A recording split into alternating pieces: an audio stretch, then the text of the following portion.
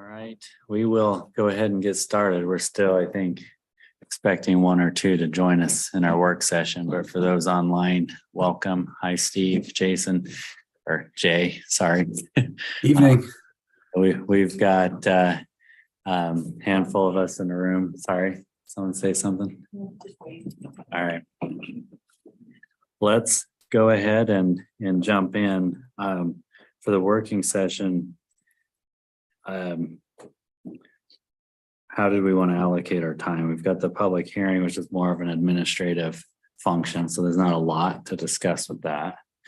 We've got the two sign reviews that are fairly cut and dry. One of them's a favorable recommendation, one of them's not. And then we have the draft ordinance and the parking discussion on Commercial Street. So those are our topics. Jake, did you have a preferences where we budget our time?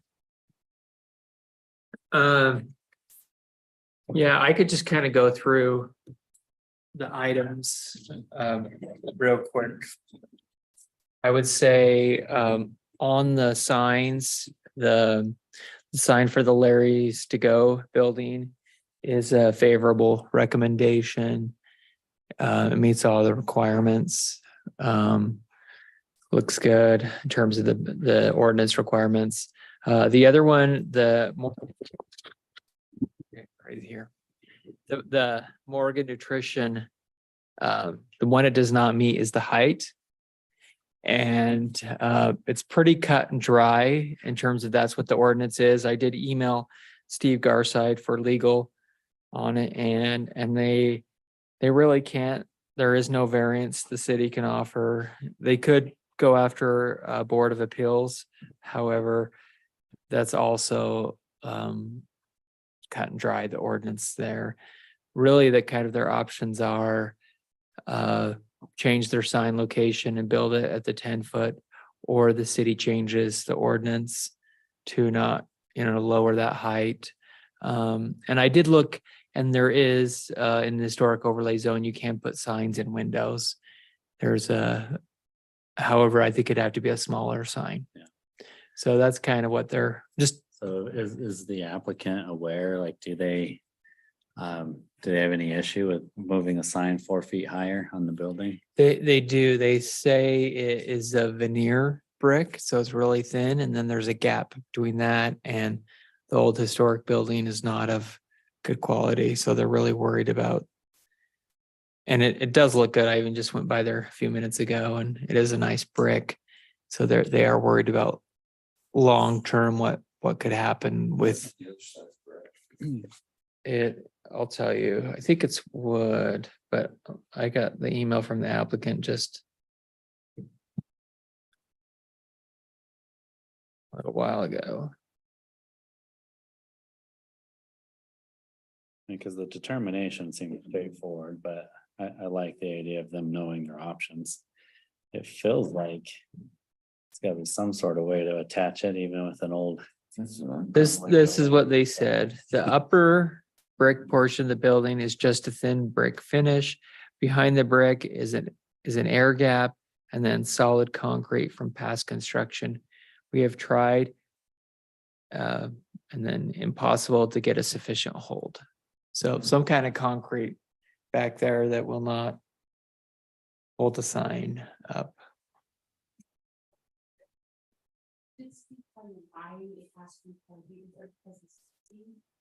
Well, that's what I don't know why the ordinance was written that way.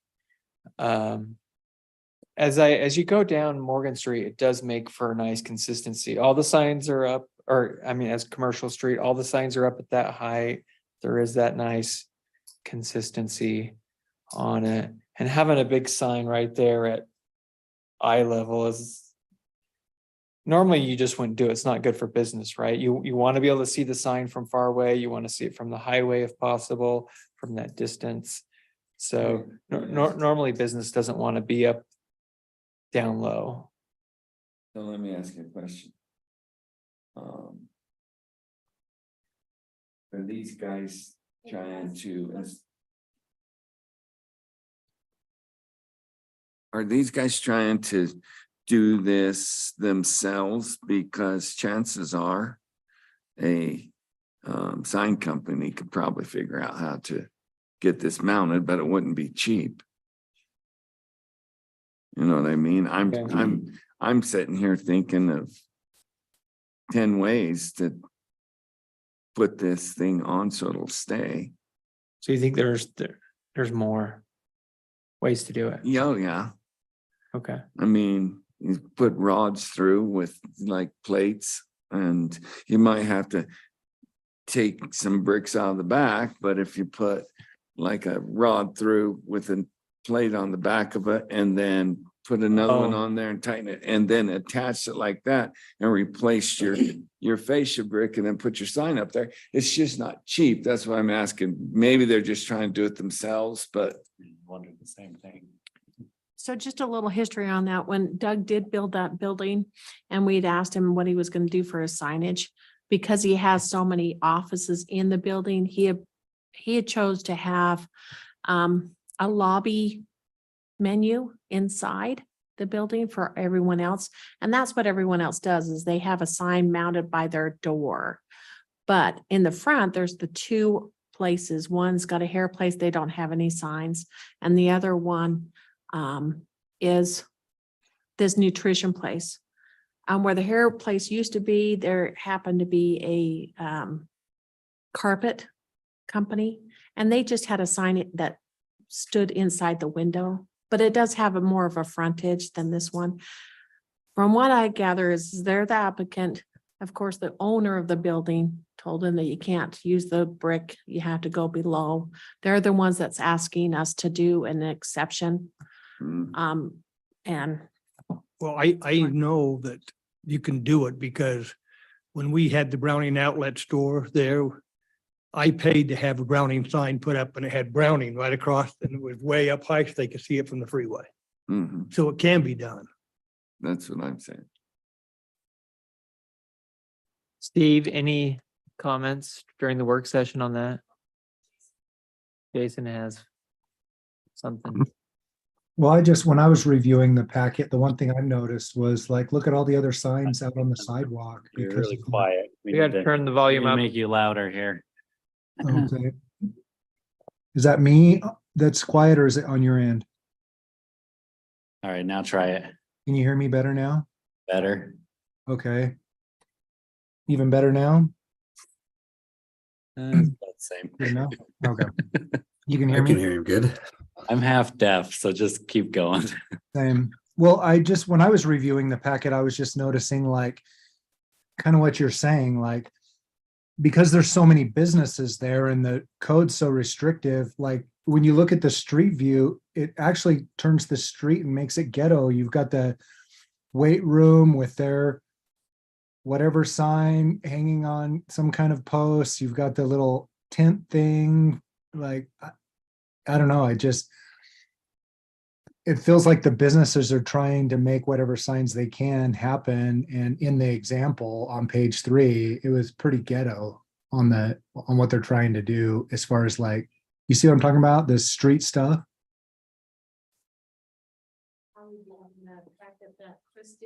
Yeah, can I can you send me a link and I'll pull it up? I could share my screen if you want. Yeah, and the example in there is from the applicant. Okay, go ahead, Jay. If you've got it up, just share your screen. Okay.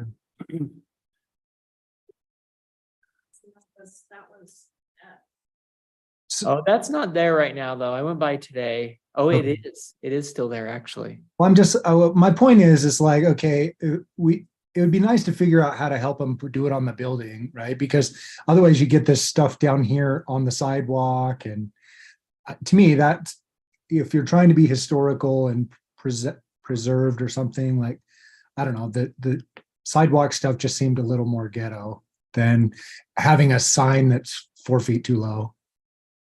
Could they split the sign on each side of the entrance and get it higher?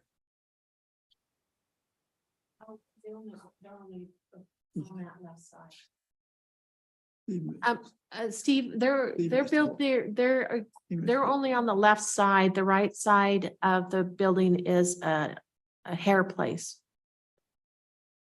Okay. We could share. Well, I mean, the question, I guess, is this isn't a matter of what we want or don't want. It's how compliant is it with the ordinance?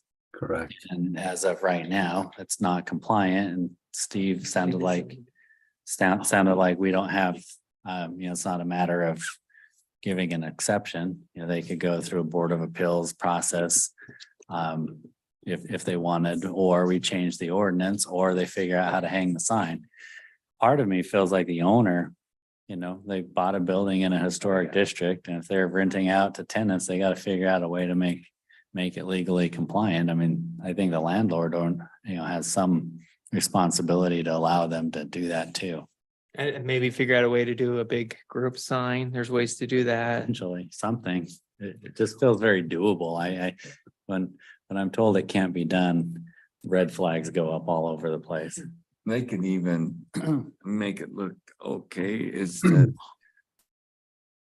hang it off two nice looking rods that goes up and over, attach it at the top, and then just barely secure it on the bottom, and it would be fine. There's a lot of options, I think, and I Nathan's right. I mean, Yeah, my concern, the same as everybody else, if once you make an exception, yeah, everybody else down the street has complied, and they go, well, how come he hasn't complied?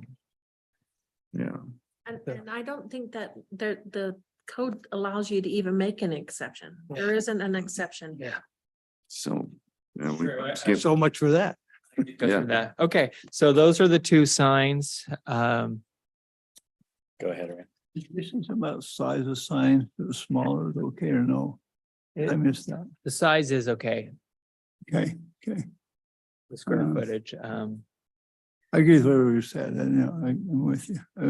It's back to what she said, as far as the building's got multiple businesses inside. Right. Not how you pick and choose and decide who gets the sign outside and who doesn't. Or you end up with a billboard sign with several businesses on one sign. That's hard to see, those big ones. And I'm not sure down the street, every building's got signs that are all 10 feet tall. Well, Tens of we- minimum though. it is. Yeah, Is that 10-foot minimum. The drugstore, they got one that's pretty low. I haven't measured it, but everyone that we've approved, and we've done a bunch lately, we've kept I'm it sure at. when we approved, yeah, but there's other buildings with lower, which is fine. I'm not kicking a point. Well, they could have been before the ordinance It was would have been. updated, you Yep. know, that happens that you'll have They're just there in grandfather. existing non-conforming. Right. Yeah. Let's talk about the parking for a second. I want to at least make sure we save 15 minutes tonight for that. It's more about just a brief discussion. Our understanding is the businesses would like to have a little bit of turnover on the parking that's up against, where the restaurants are in certain places, so that customers can get in and employees or people that are there all day are not parking in those key spots. The city doesn't have any code telling us how to do parking management there. However, we are going to need if fines are given, we'll need some kind of ordinance to back up what the fines are. So who are we trying to stop from parking there? Well, it's not who, it's how long. So we want, Oh, we okay. basically at key locations, we want to have something like 15 or 30-minute max parking. So people park on the other side of the street if they're going to be there longer. And it's just really good for business, especially the restaurants and the pickups and turnover. That's what Teresa's heard. Do you want to comment on that? Yeah, we had, one of the restaurants just came to our building official and asked, says, on all my reviews, the biggest complaint was, if they had a to-go order, they had to park quite a ways away to try to just run in and get their order or not. And it would be nice if there was a to-go spot, which you really can't do that because now we're getting too specific for those restaurants. But then Jacob says, well, there could be a possibility about having a limited time on just key spots all the way up and down Commercial Street. And that would allow those people that just want to run in quick, grab whatever they need and run back out. So I have a little insight on this. I'm sure you do. It is the bane of my existence. That employees that work at the restaurant, at the nail salon, park right in front of their own establishments. And I have tried to be nice, printed up things, tried to be just not very kind about it, to try to get them to think, can you just, I always park clear out in the middle of the parking lot. And so if we don't do something that's like a mandatory thing, it will never change. So I think this is a good thing, just from my standpoint. It just drives me crazy. I think we need to kind of be thoughtful about it. I agree that should be common sense, and when it's not common sense, then legislation takes over. My concern is creating an ordinance, maybe. I mean, I realize it's good to be proactive before a problem gets worse, but are we making a bigger deal than it needs to be? I can't think of a time, Fair Week included, that there's not plenty of parking on one or the other side of the street. Because we were just engaged in that this past week with the fair, and so the most someone would have to walk to get to the establishment is crossing the street. Is that a pain? It can be.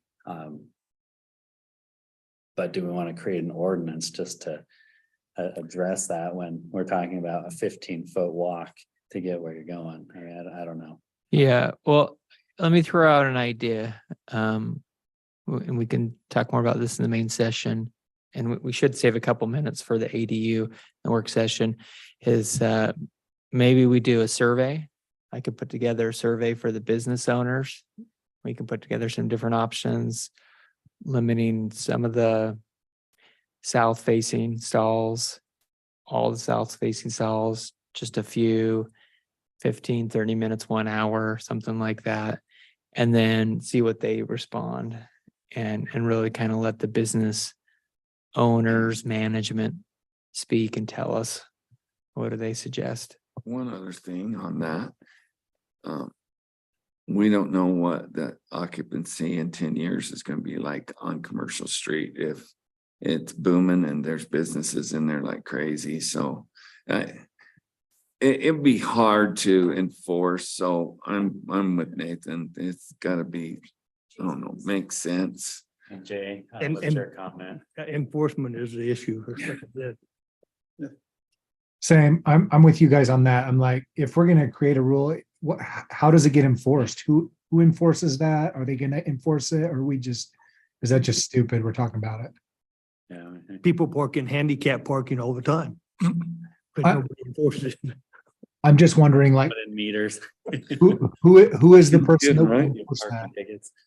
Well, I mean, city does have zoning enforcement, so they could do that. We could ask the county sheriff's office if they need something to do. They're not gonna sit there and be stationed there. and curse Well, at you all. go through it and you mark tires and then you swing back through 30 minutes later.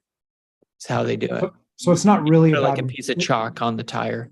I'm it's trying not to- really about enforcement. It's about the honor system. It'll encourage people that are just polite to do it less, right? If you just put up a sign that says 2-hour limit, or just put a sign, you don't have to enforce it. Yeah, that's true. Most of the time, that's how it is. There really is. Okay, as a And business owner, it would be nice since a new employee comes in and that's just part of their orientation. Say, listen, if you park on this side of the street during your shift, there's a chance that you're going to get a ticket.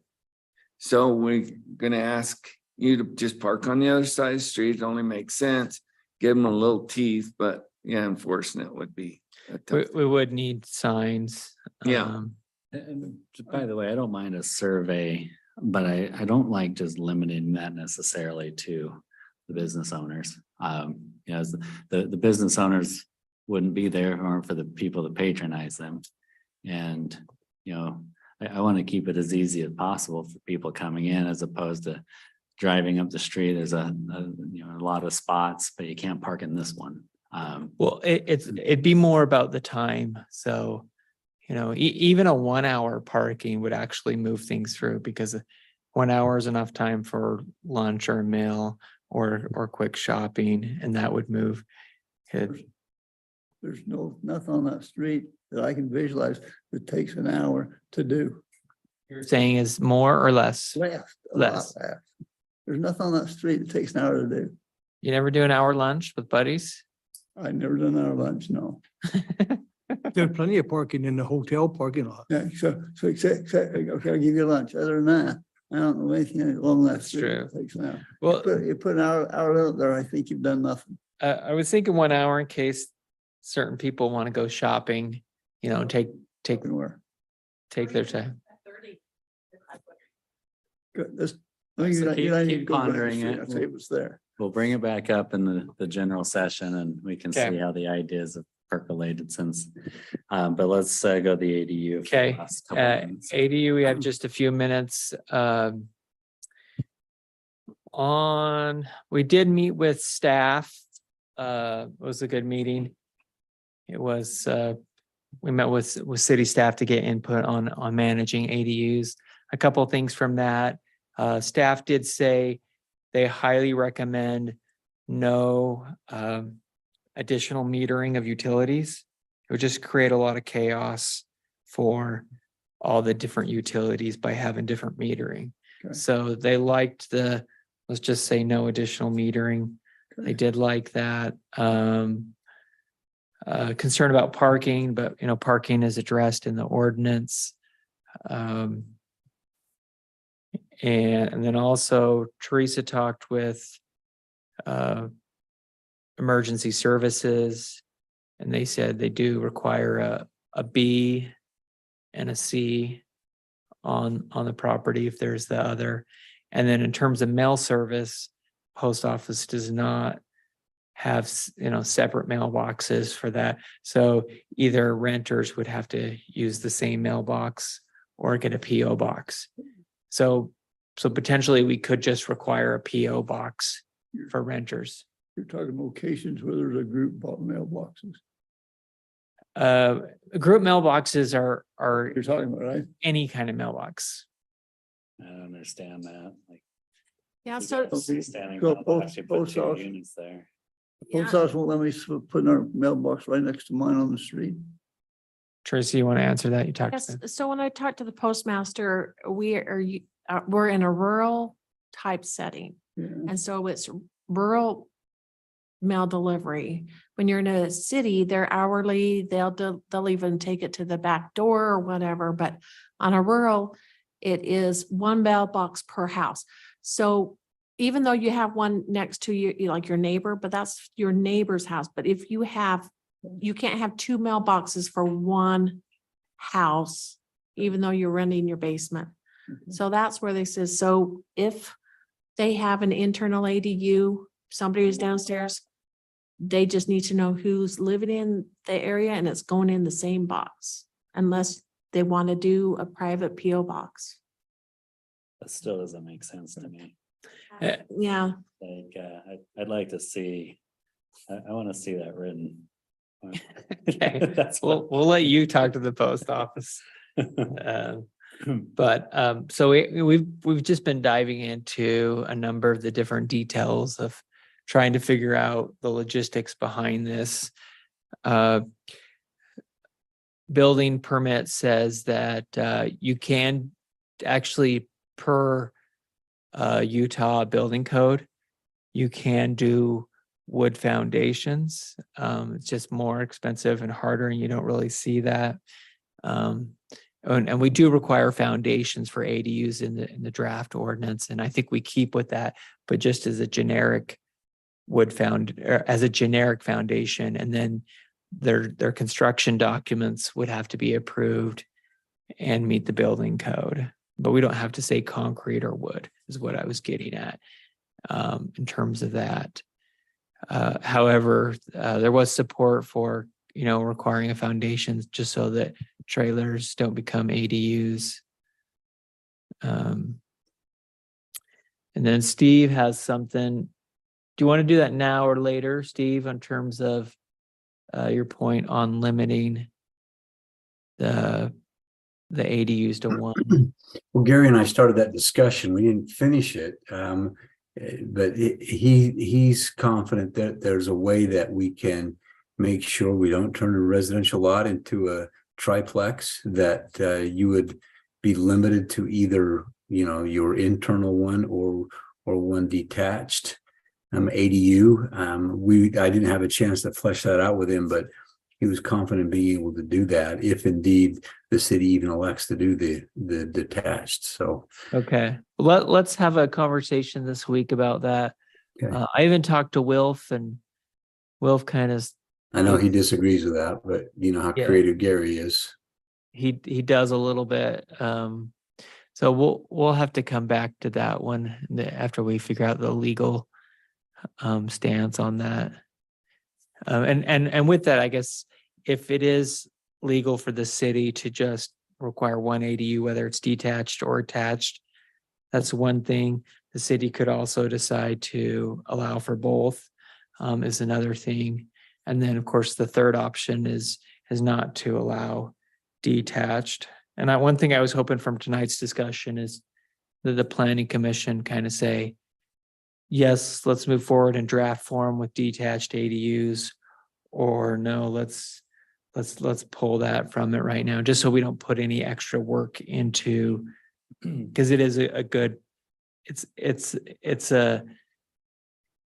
a complex situation within the ordinance. It's a difficult within the ordinance itself. So, and it's not forced by the state. So the city can decide if it wants that or not, but it'd be nice, we're at a good point of where we say yes or no. And of course, the council will go through the same thing of, well, if you recommend it, then the council would go through, yes, do we want or not? Or they could, if you said no, they could decide to bring it back as well. I got a question. Something come up last week about this. My delivery girl, she was telling me that they were out looking for places. And she says these people were renting out a garage for $550 a month in Layton. And is there anything that says they have to have certain amenities of these ADUs? Is that in the Yes, ordinance? yeah. Oh, okay. Yeah, Because you that just sound can't like a convert a mess. garage into an ADU. You could do that by state code, but it does require a bathroom, a kitchen, external door, windows, all the building codes. I don't know about their situation. I don't think it sounds too legal, but it just. But how we have it written is it does require all the functions of making it a safe and habitable residence. I figured, but yeah, that was crazy. Yeah. I think it's about time to start It the is. general session, so let's take our seats in the room and then we'll convert.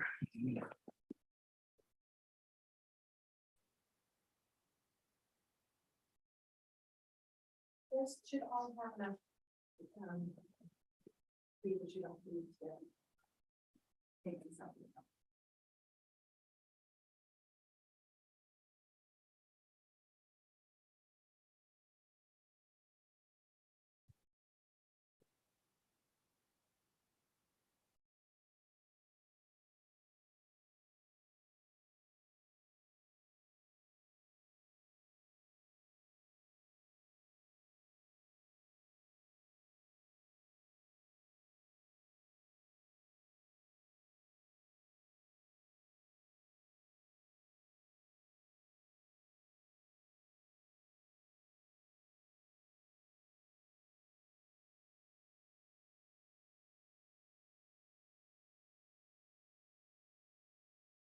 Welcome. Thank you for signing in. Appreciate that. We are ready to get started on our Tuesday, August 15th, Morgan City Planning Commission meeting.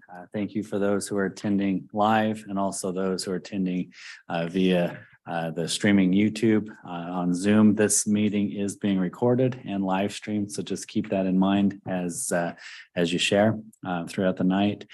Welcome to all those that are here. My name's Nathan McClellan. I'm the chair, and we will go ahead and get started for the night. Our first agenda item, and let me, just before doing this, Teresa, I want to clarify. We do have the minutes. Never mind, I need to put these on. Okay, this time I would call for anyone who's had an opportunity to review the minutes from last month. For July 18th for our session, we want to go ahead and vote those in for anyone that's had a chance to do that and recommend any edits if need be.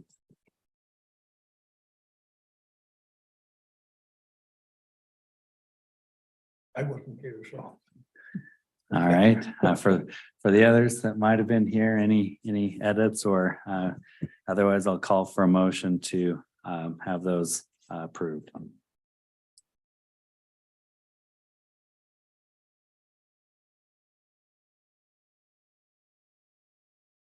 Mr. Chair, I move you approve those minutes. All right, thank you. Do we have a second? I second that. All right, all in favor of approving the minutes? Jay, I saw your hand, looked unanimous in the room. Thank you. We have 5 agenda items tonight. We'll take them in the order presented on the published agenda.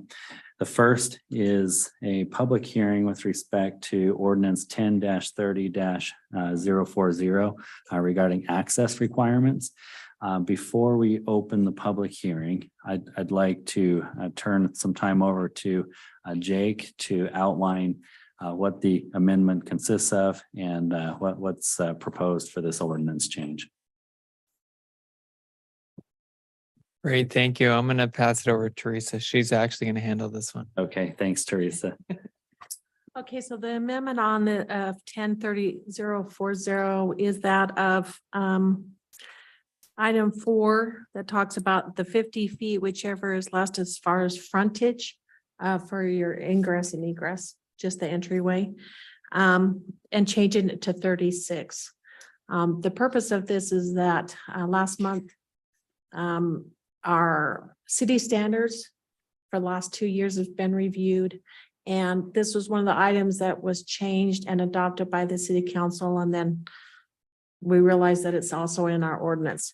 The purpose of the change is twofold. It's your, one was for removal when you have too much of your linear frontage in,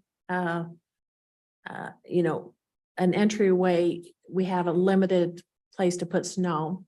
Also in the city standards, we have changed the location of the water meters. They used to be placed more in the middle or off to the side of a lot, and now it follows the property line. And so we need that corner area to make sure that those meters won't be hit. So this is to be in line with the adopted city standards. And the primary change then is moving from 50 feet to 36 feet. Is that Yeah. the change? And that brings it in conformity with the city standard. Yeah. Great. Anything else to add to that? That's- We'll have a quick discussion just before we open it up. Ray, what comments do you have? The verbiage here says driveway, and you use the word approach. As I read this, I wouldn't know it meant just the approach. Because some folks, after they approach, then will widen out their drive with actual cement areas. Do we need to add the word approach here? Or is that considered the total width of my cement area where I park my vehicles and enter my garage? Because to me, driveway and approach is two different things. That's true. Steve, go ahead and weigh in on that. Well, I guess it's when we talk about the frontage, we're talking about the entire linear frontage And if you limit it to, if you define the driveway as the standard driveway width, then obviously the approach could be wider as you hit the apron, right? I mean, just the standard width of that. So I think the interpretation would be driveway width, not approach or apron width. That would be the more common interpretation of it, which obviously means that the apron would be wider than the driveway itself. I think it's usually like about a 3-foot flare on each side. That's pretty typical, yes. So. Yeah, Anything else? to add I'm to not that? sure I understood what Steve's I didn't understand what Steve said. I think it would be interpreted as being when you talk about the driveway width, that it would be the driveway width, not the apron width where it hits the street. So on the side of the house where they have a driving material to park an RV on the side of the house, is that considered driveway? Well, it's the driveway at the sidewalk at the street. At the side of that, okay. Yeah. Correct. Happening Yeah. behind doesn't matter as long as it's, not impacting the impervious. So the width of the the driveway land at the property line. At the Sure. street. So it can go wider. Okay. So it is driveway at there. I don't know if you want to clarify that or if that makes sense. Legal minds understand that. As I read that, I didn't know what that meant. I didn't know what it meant width of the property Right. line. Yeah, it feels like that's a good clarification with width of the driveway at the property line. What's the number again, Teresa? I'm gonna pull it up. 10-30-040. And in our code, it doesn't have a definition of driveway, but it says driveway shall be no closer than 3 feet from a side property line. Oh, no, I'm looking at the wrong one. There shall be no more than 2 driveways, the total width of which does not exceed half of the linear frontage of the lot. And then it says, or 50 feet, whichever is less, and it's changing from 50 feet down to 36.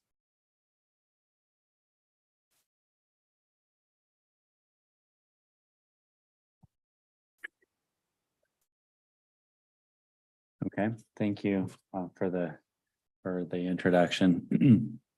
At this point, we'll go ahead and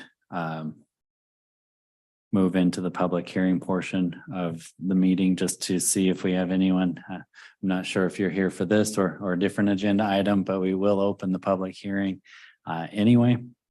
I'm gonna Steve, I can just declare the public hearing opening. Yes, sir. Okay, so at this point, the public hearing is now open. And for all those, if we had any late entrants on Zoom that have a comment or anyone sneaks in, certainly share.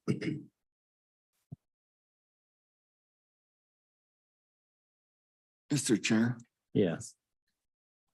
a lot of this stuff, and Jake, you pose this to you too, a lot of this stuff is taken care of kind of during the initial approval of the project, right? The setbacks and Correct. the height of the home and the footings and stuff. But when the applicant submits building plans, then all of that is reviewed.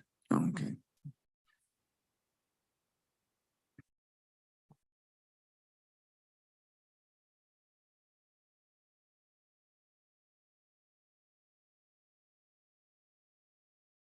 So what I'm sorry, what has changed on this? So this part right here, number 4, if you look at the screen, this will be the total width, which does not exceed 1/2 of the linear frontage of the lot or 36 feet, Just the word, the letter 50 goes to 36. whichever. Oh, less. okay. A 50-foot driveway is ugly and is a lot of concrete. And it also, there's some public safety in terms of so many options, so many cars going out. it's a lot of access in and out of the street. So there's public safety components as well as aesthetics.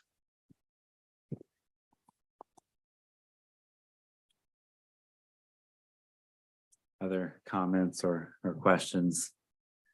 Even among the commission, we'll keep the public hearing open, but we can continue to discuss internally as well.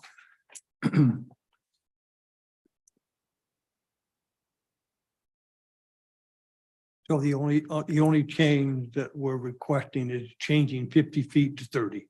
36. 30, okay, that's the only. And the city standard, the actual engineering documents already say 36. They went through that change already. Okay, And so this is matching the text of the ordinance with the visual engineering standard documents. Brings it into conformity. Yeah.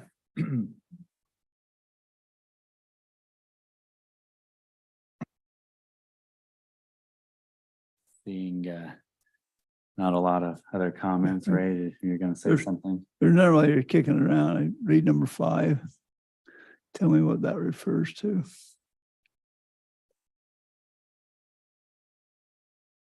Is that the approach or is that the width of the driveway up by the house? That's the distance the next to the property line. So the driveway needs to be 3 feet away. Is that up at the approach or back by the house? Or both, or either or? Well, it's Just- and these limits, some of these 1, 2, 3, 4, some of those talk about the whole driveway. Slope of the driveway is the whole thing. Some talk about the distance of driveway. So some of these 1 through 5 talk about the driveway as a whole, the whole thing you just park your car on.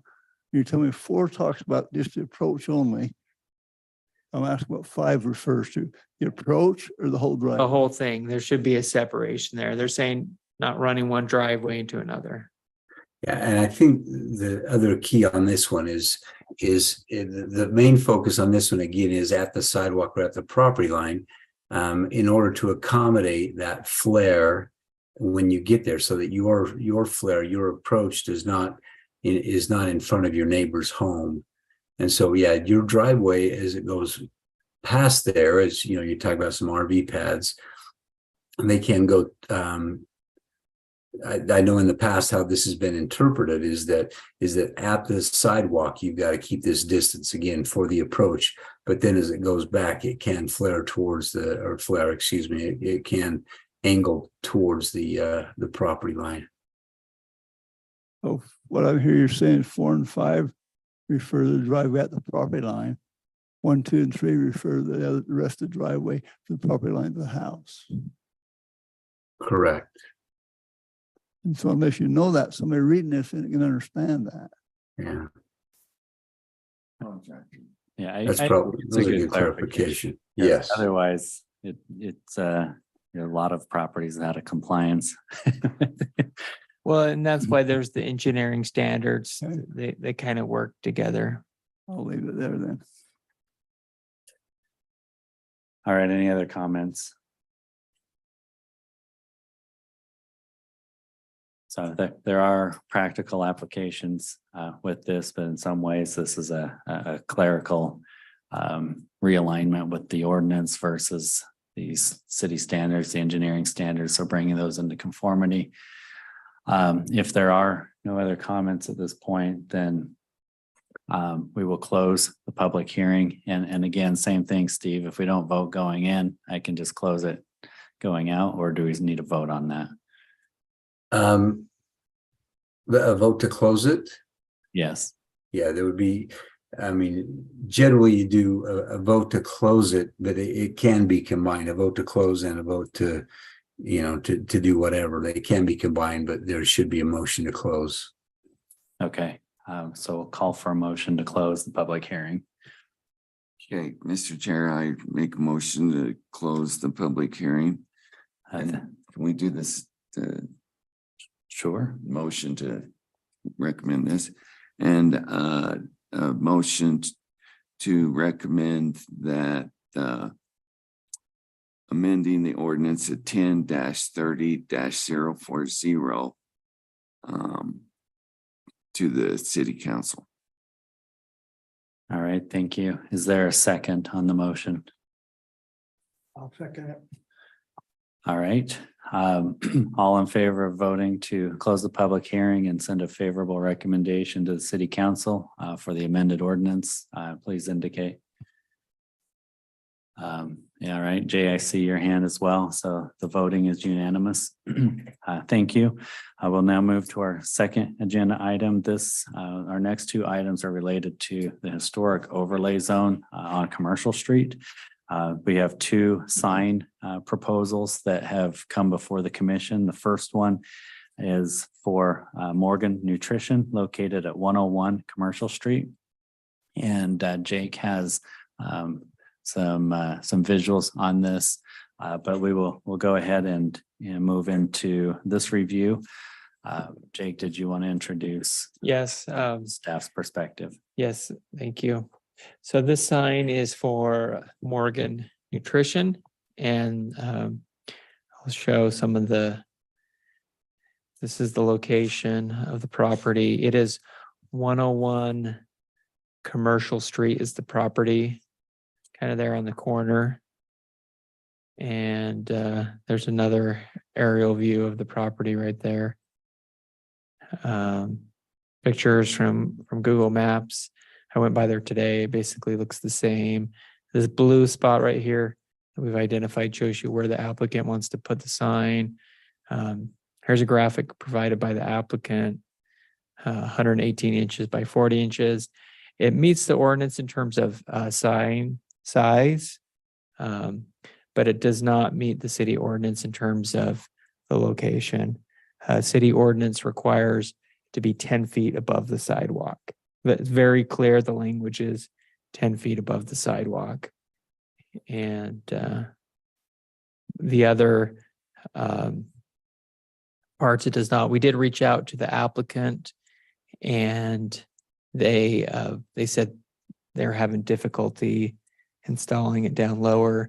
The material up above is veneer brick with a gap, and then this brick is brick veneer, a gap, and then concrete. The ordinance does allow for signs to hang down inside the glass. It just wouldn't be near as big. And the staff report does not recommend approval because it doesn't meet the ordinance. However, they could change the location and come back and request it, and that would, of course, change the recommendation. Sure. And the main thing being that it's not 10 feet above the sidewalk. Correct. So it feels, as we talked about this a little bit in our working session as well, it feels like there's a couple of options. As far as the ordinance being in place, the ordinance is what the ordinance is, and it's not something that we can grant an exception on regardless of how we feel about it. So as is, it feels like we would have to turn this down.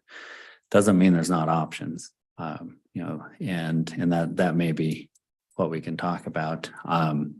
So let me open it up to the rest of the commission and share your thoughts. That's how I summarize it. That's how I see it, but let's hear everyone else's thoughts as well.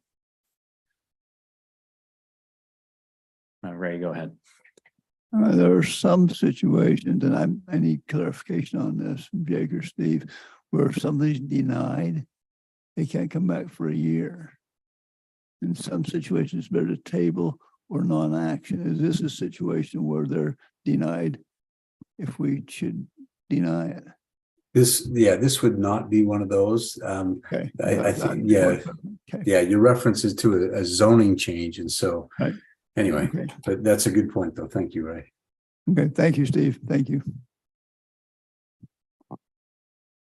Mr. Chair, can we just reach out to them and just recommend that they call some of the local sign companies and get some options for this? And That can be in your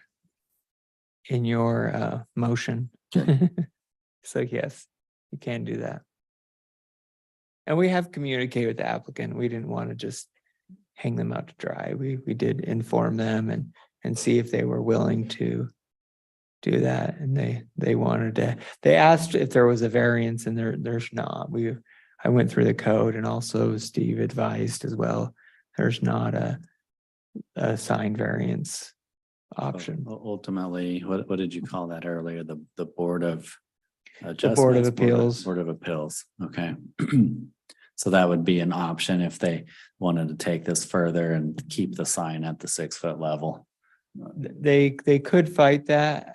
However, they would probably get a similar response in that the ordinance is cut and dry. Steve, anything else to add to that? So. Totally agree. No, you hit it on the Board of head. Appeals is if there's some things that can be adjusted or worked on. If it's a cut and dried ordinance, the Board of Appeals cannot change a cut and dried ordinance. Yeah, okay. And then the other option would be to change the ordinance. Yes. Yep. If the planning commission feels strongly that it should be different, then you could tell the applicant to wait and take that up. Okay. What other thoughts? Well, my concern is if, the ordinance is in place and everybody else has complied, and once we start making exceptions, then everybody else along the street, if they want to open, they can say, well, he's only 6 feet. Why do I have to be 10 feet? I think the ordinance is there and everybody else has complied, and they need to find a way to make it happen. Obviously if they have to move it, just like you suggested, they're probably gonna have to go to a sign company to make it happen. And that probably the only way they're gonna make it happen is have some professional. It may be a more difficult installation Yeah. and a more expensive installation, Yeah. but I don't think it's an impossible installation. I agree. Or a smaller one in their window. Yeah. sure. Mr. Chair, I just had a thought. If I own the building and we know some of these little companies come and go, I don't want holes drilled into my fascia very bad, so I'm gonna detour people from doing that and say, oh, yeah, it won't work and you can't put something up there, but like Mark said, there's some options they just need to explore, and it might cost a few dollars, but I love that you bring a business owner perspective. That's super helpful. Thanks. Appreciate that. On the other hand, the owner of the building purchased real estate in a historical overlay zone with the intent of renting it out to commercial tenants that are going to need signage. Yep. And needs to accommodate for that somehow. All right. Anything else that we should consider on this before we call to take action?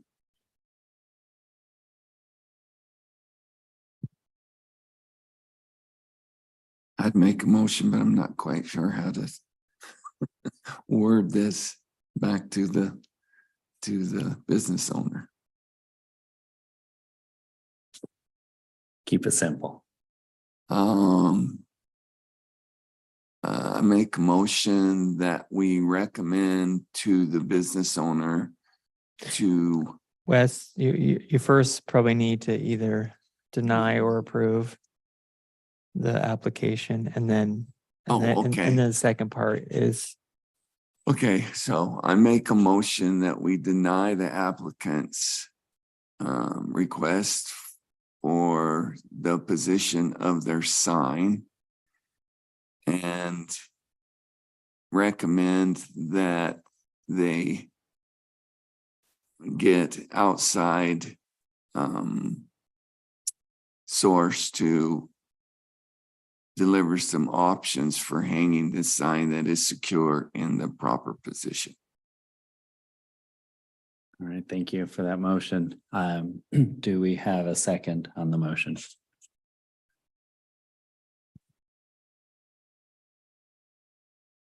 I'll say that. Thank you, Ray. The motion is seconded. Before we vote, is there any final discussion on the motion? My only thought is the specific denial reason is for the lack of height of 10 feet.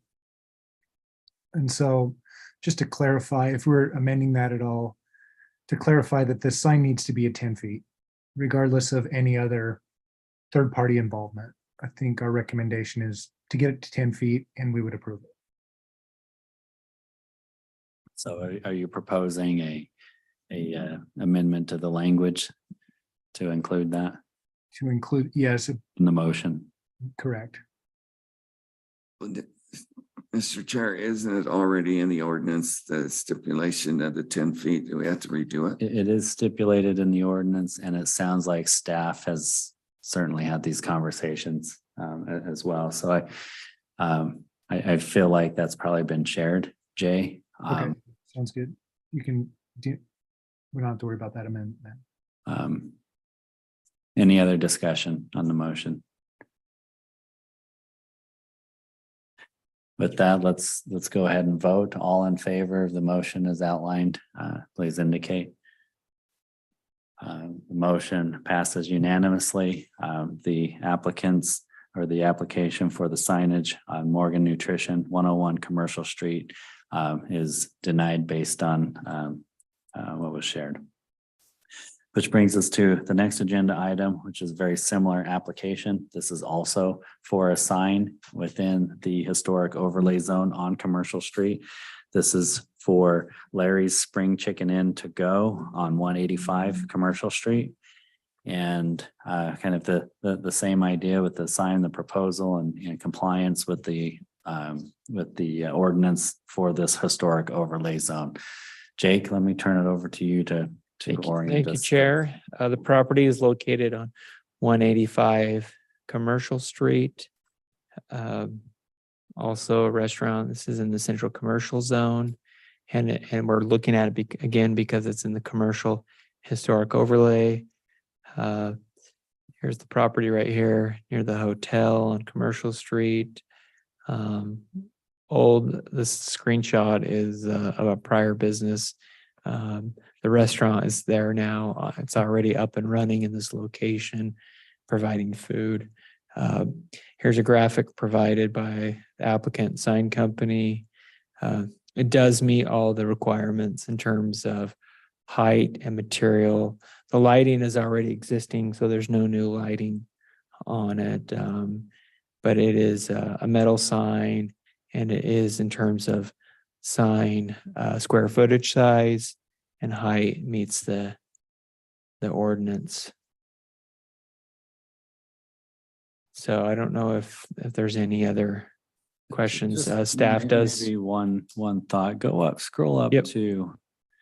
I don't know if there's a color scheme that applies to signs. I know there is with the veneers, and the colors used in the construction of the building, but I wasn't sure if the signs were subject to those same limitations. No, I don't think so. So any color is fair game in the signs. Yes. On a previous one, we did have a debate of whether or not it was considered historic, and it still was voted to pass. This one actually looks more historic than it's. So there's a lot of interpretation there in terms of that. There are certain things excluding neon signs and other things, but in terms of historic, it does match. And Commercial Street historic it's not very specific in terms of what years and exact materials and exact colors. It's a wider range of historic.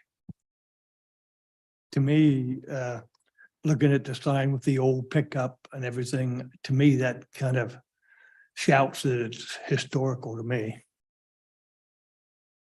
Isn't this we raised this question and we was going back and forth when Wilf was here and he finally just said, I hate to tell you, but there's nothing in our ordinance that says until we adopt color palettes and things like that, then we just hope it matches down there. as Yeah, it's- we do have, for buildings, we do have a generic color scheme. For the face of the building, Yeah. right? But not the signage yet. Yes.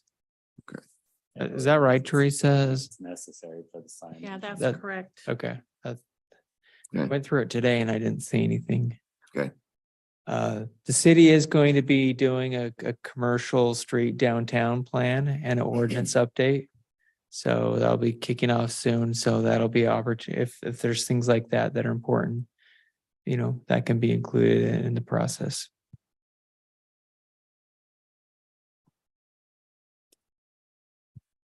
All right. And I forgot to mention, a representative of the applicant is here, Justin, and he can answer any questions you may have regarding this particular application and sign. Justin, welcome. Thanks for joining us tonight. It's good to have interested members of the public. Do you have anything to add? Just based on what you know about the project and Well, I've done signs down the street.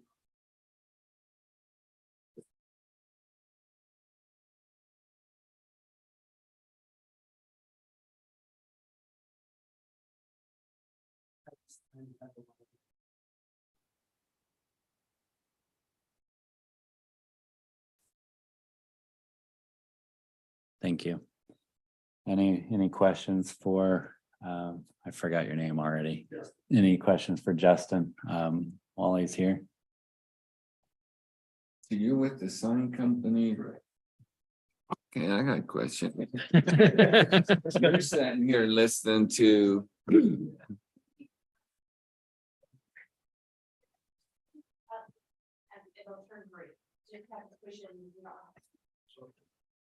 So I can't imagine you was sitting there as we was discussing this other sign going, I can hang that sign.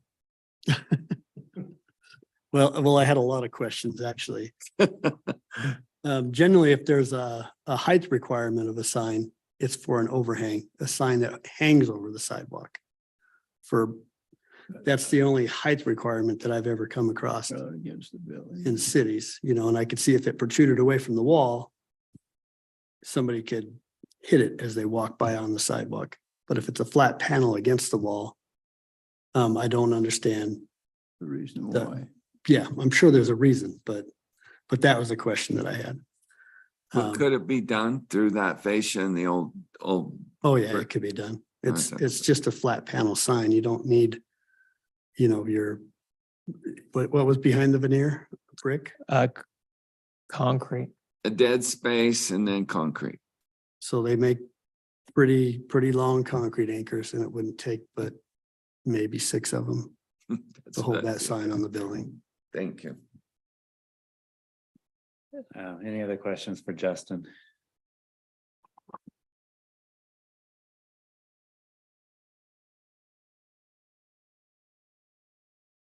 Well, it feels like upon review that it's compliant.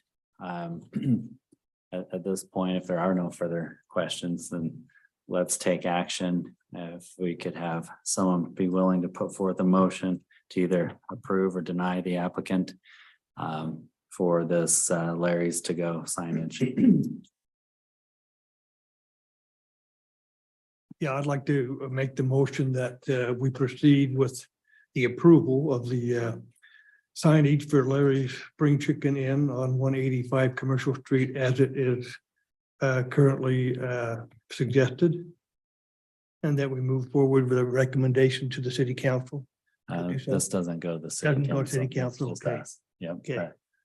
correct. All right, thank you. As we have a second on the motion. I'll second it. Any final discussion? Thank you for that before we vote. All right, let's go ahead and vote. All in favor? It's unanimous. Motion passes. Thank you, Justin. Appreciate that. Thank you. No, that's okay. I think we got them later. That's good. We'll now move to item number 4. This is a an item that we've discussed in previous planning commission meetings with respect to a ordinance that is in the draft phase regarding accessory dwelling units. We did review these last month. There's been a number of changes that have been incorporated. We'll now continue that discussion at this point. I'll turn it over to you, Jake, to facilitate this part of the meeting. Okay, great.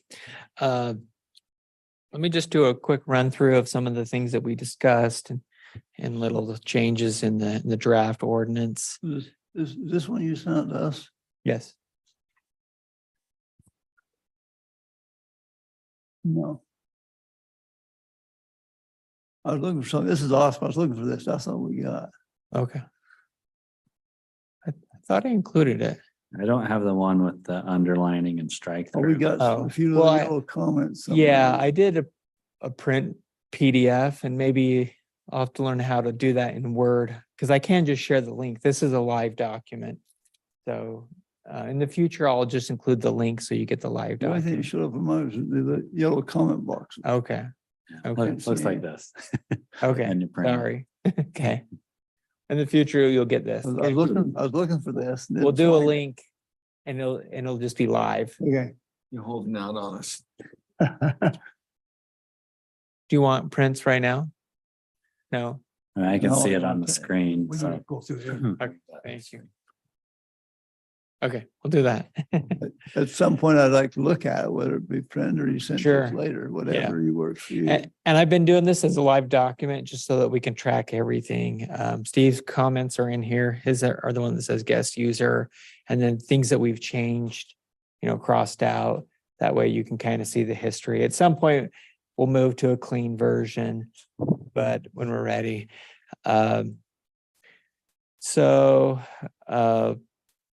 Last time it was recommended that all ADUs are have a permanent foundation. So that was copied to the accessory, the internal, the attached and the detached, having a foundation.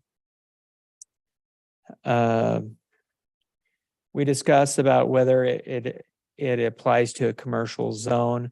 The recommendation is not allowed in a commercial zone because you can't do new single family homes in a commercial zone.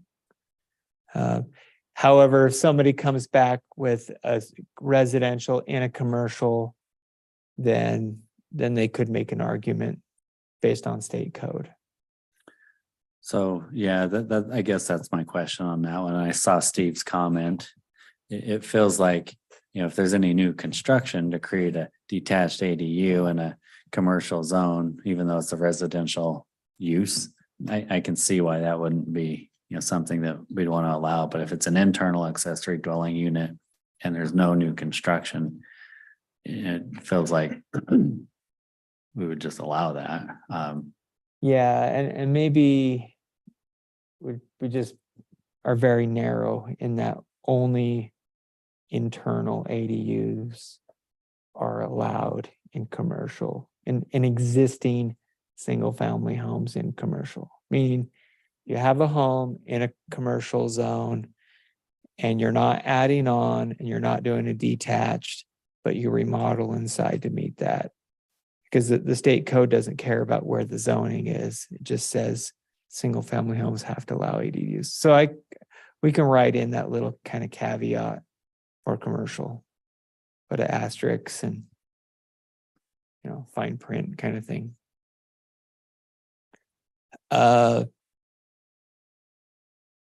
So also staff liked that, we'll get to that later on, but that at the county on the deed of the property, once a ADU is approved, that the county records for that property state that there's a legal ADU there. That's good for record keeping, tracking, official. Are they doing it right? And you have to remember, there's two sticks, two legal sticks with ADUs. There's the building structure ADU to get it, remodeled, built, or approved, the actual physical structure. And then there's the business permit side of renting an ADU. So always keep that in mind. You know, are we talking the use of an ADU in terms of renting it? Or are we talking the building as a physical structure? And once they build it and it's recorded, then as far as we know, they have the physical structure of a conforming ADU. It's the use of it that can change year to year based off of how are they using that space. Is it family? Then the city doesn't care. Are they renting it out to the public? Yes, we do care. And in that case, you're requiring a business license? Yes. Okay. And that's something that as staff will need to kind of work that through. What does that look like and all of that? Are these, I guess I'm curious. I see your hand, Jay. I'll get you in just a second. Would these be inspected? Let's say I've got my basement that I'm wanting to rent out. I get my business licenses. Is there going to be I forget his name now, the city, not the inspector, what is his name? Anyway, now is someone going to stop by and just make sure that that the property is livable and it's not just my garage that is barely inhabitable? Yeah, I think that's the plan. Yes. Yeah, so when Josh Goodman is Mhm. our inspector.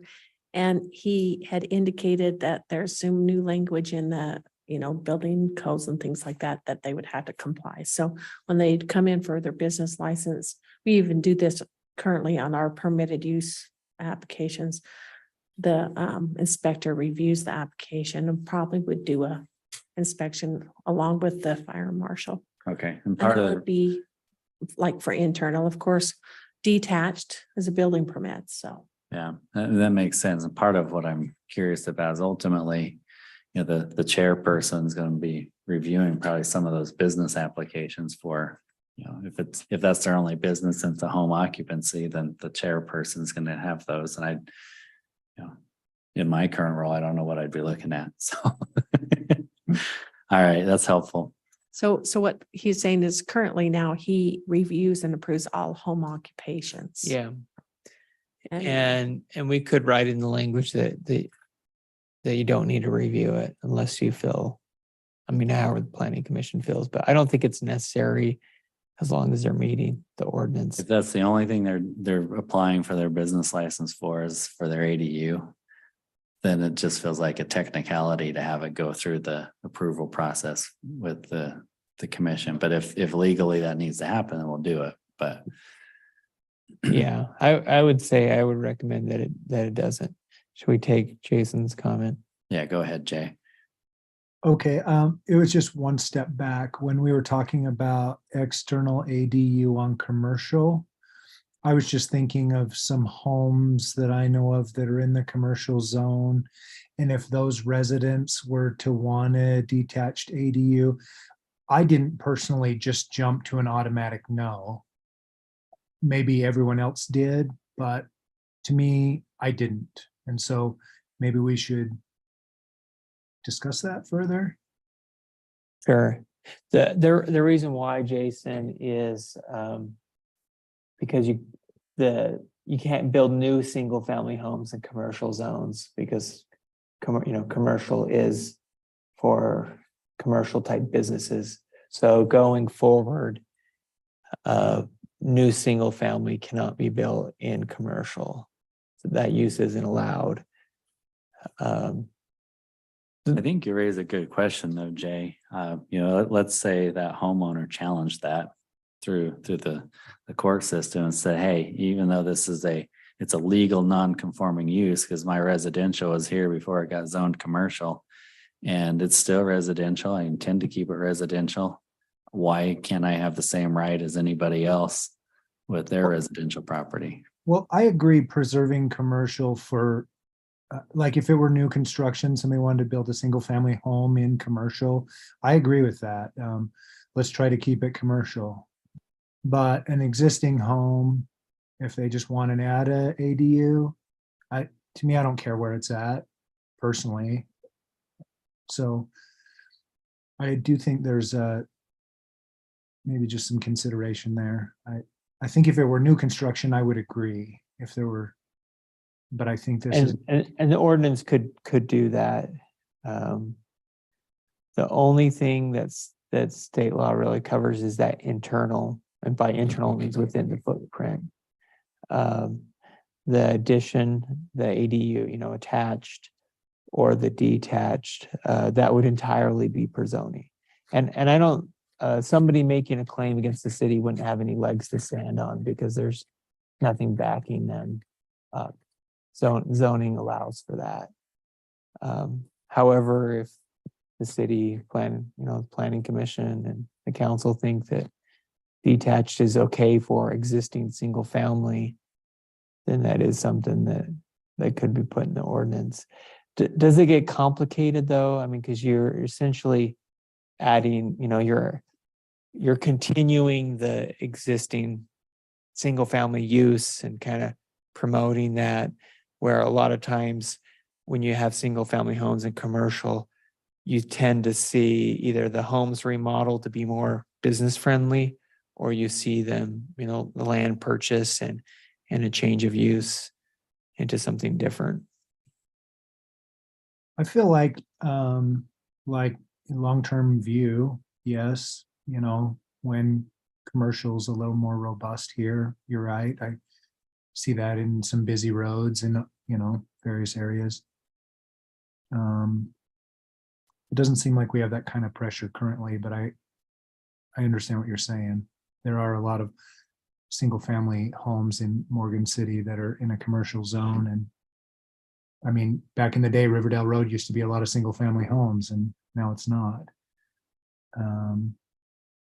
Anyways, it was just a thought. It just didn't jump out to me as being a no.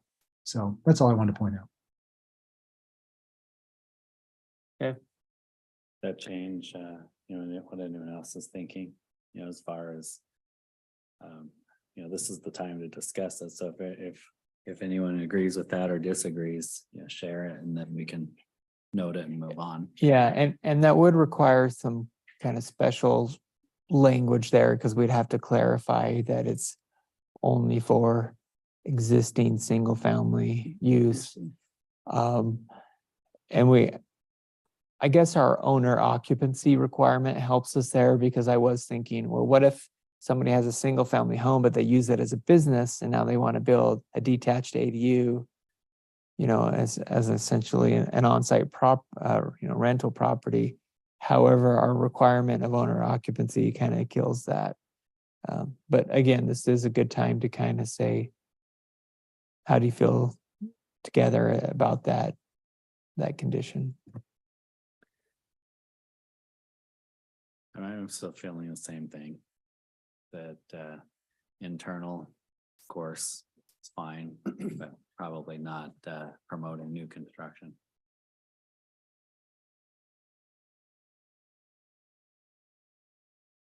Is there a state statute at all that we have to No, comply with? there's nothing on detached. Okay, yeah. That could be true. Till next June.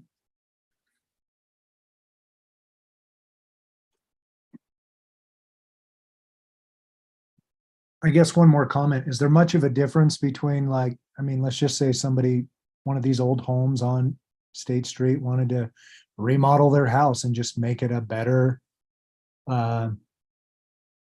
newer looking home, but they're still going to live in it. I know that's not new construction, but they're improving their property. They probably could remodel within the existing footprint, but I don't know. Have you had that before, where somebody wanted to tear down a single family home and rebuild it in a commercial zone? Yeah, they wouldn't be able to do that. You couldn't tear it down completely. You Foundation. could remodel. It is an interesting discussion. Not that we're voting on anything at this point, but my parents have a residence on commercial property. And we've talked about this often, so I don't have any financial interest in that now, but just to disclose that I do have pretty close. This one's close to home for me. Well, in my experience, a lot of times these homes, what's happened is the family has outlived the zoning, really. You end up with a family that's owned a property for a long time. Somebody lives there. The house is kind of out of place. But I think sometimes maybe in those cases, those are the people that would use the ADU. If the purpose of an ADU were to have two family members live together to service another family member. It almost seems like those two, the demo and the purpose align. Anyways, I'm not trying to fight for it. That's not my purpose. My purpose is just to think through that. And I don't want to delay us too long. If the majority of people think that's just a waste of time, then we don't have to spend any time on it, but it's probably not a very common thing. I can't imagine we're going to get a lot of external ADUs added to single family homes in the commercial zone anyway. There's So, only a handful of eligible properties, but right. I don't think you're holding us back, Jay. I think it's a good comment, but I don't know if there's a lot more to say about it. So maybe we just move on. Okay.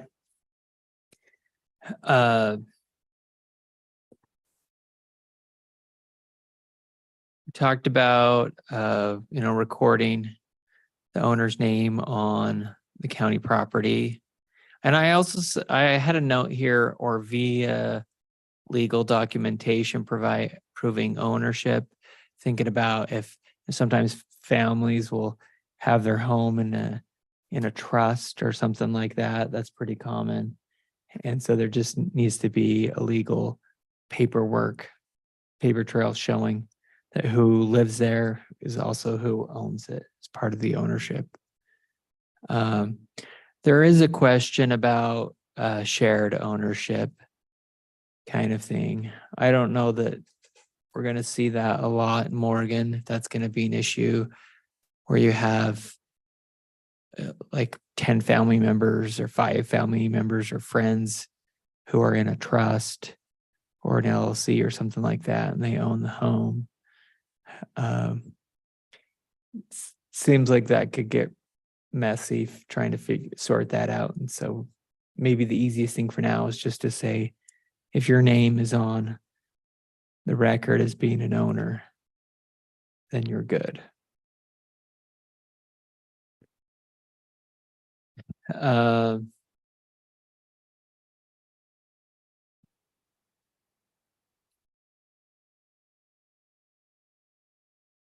So if the detached or attached ADU is in sensitive lands, then it'll be reviewed by staff and things our existing ordinances will apply.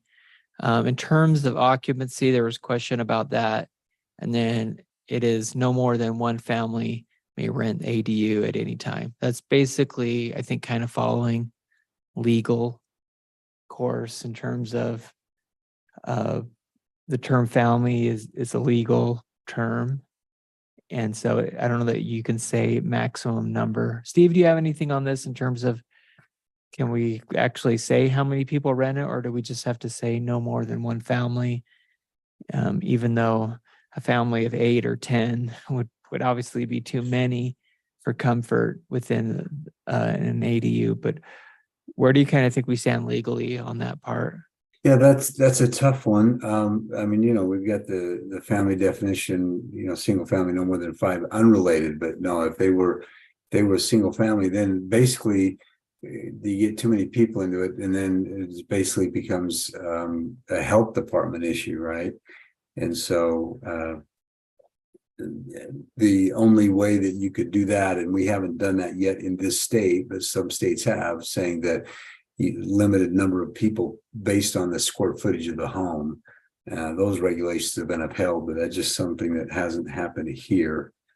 Generally, other issues bring it to light, whether it's parking, whether it's noise, and then, like I said, then the health department gets involved because of sanitation issues, and so yeah, like I said, this state hasn't broached that topic. Okay. Do you agree with what's written here? No more than one family, or is there? Yes. Okay. Yeah, that'll work. Okay.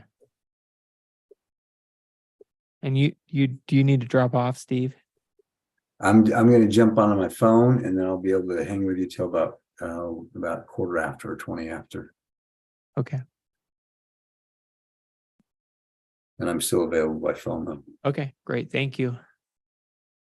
I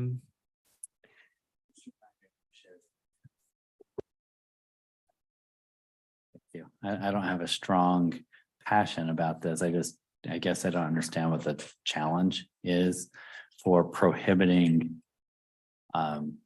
separate utilities. Oh, yes. If the homeowner chose to install them, I recognize the mandate on the other end of it that they don't have to. That makes sense. They wouldn't have to, and I think that's the state law, right? Right. But we're specifically prohibiting it, like even if they wanted to, which they probably won't, but I guess I don't understand what the challenge is from a city perspective of having multiple meters on a property. Probably the biggest one would be the fact that that gives them one more step towards actually separating the property. And so that helps us keep the enforcement of them not doing those lot splits, so to speak, so that you can keep control of your subdivision regulations. And that's also one step closer to it being a duplex, which is a multifamily zone. Correct. And a duplex, the whole thing behind ADUs is that it's a secondary use, not a primary use, where a duplex would be two primary uses together. From the practicality standpoint, water didn't like it because it creates, additional connections, and they're going to be odd, weird connections coming in, wrapping around. Also, sewer connections, electrical, all the utilities in our last meeting were kind of like, please no, this was just kind of create an extra headache for us in terms of managing them, whether it's the installation or the monthly checking the meters and billing and invoicing and that kind of thing. All that makes a ton of sense. I was just thinking about it from the landlord's perspective of, if it's kind of up to them then to price their rent to include whatever they expect for the utilities. Otherwise, not that there's tons of abuses, but somebody could run the water constantly or use their electricity like crazy and never have to pay extra. And Chair, same thing too, is if you, the cost for the owner upfront would be quite a bit because they'd have to pay for meter installation. The city could actually do an impact fee because for every lateral that goes into a main is an impact. And so you could be looking just to install separate meters, quite a bit of money for the owner to do. Yeah, there is sub metering. People can put in their own private meters, and somebody wanted to actually, split out, especially on water, split out what somebody was actually using. And the city doesn't care once it's gone through that city meter. They don't care how that's being, as long as it's meeting building code. They don't care how it is after. I'm good with this one. I was just curious. Thank you. A recommendation here from building that a detached ADU would have its own building permit, because it may not necessarily be, even if a single family home and a detached ADU are being built at the same time, they still may have, inspections and different, all of that. So what we're saying is that would require two building permits, just for the sake of tracking inspections and making sure everything is built properly. This is from fire right here, that the detached ADU shall not be greater than 250 feet from a fire hydrant. That's all comes down to, fire equipment and ability to fight fires and that kind of thing. So that was great. We had no idea about that until fire commented. And fire hydrants are so prevalent that you don't really notice them, even though they're everywhere. Is that how restrictive is this in practice? I mean, do we have fire hydrants, in a relatively frequent distance throughout the entire city that's really a non-issue? Or are there homes that are 250 feet already from a fire hydrant and they're just out of luck if they want to do this? They are regular throughout the city. However, there probably are circumstances where somebody would be out of luck, and they may just have to move the ADU closer to the front or closer to that area, or work with the city to, install a separate, an additional fire hydrant. That's based off of hose length limits and fire trucks and that kind of thing. And we do have some, really large, deep lots, and that was part of the concern is that detached ADU is on one of those really big lots, way deep. And so Is that true? What if you had a shed back there, or, a barn or something that was deep on your property? Is it subject to the same thing, or we don't care because it's not a living area? you'll have to ask the fire department for that one. I don't know. It's a good question. And for current firefighting standards are different than they were, especially if these historic barns. Okay, the next one on parking for a detached, I have 2 stalls beyond what is already required. But there also is a recommendation to consider 1 per bedroom. So I don't see a detached having more than 2 bedrooms. And that may even be something that we add. We do have a limit on the size, and this is something that we worked through and discussed last time, but I went back and worked through and even talked about it in the staff meeting.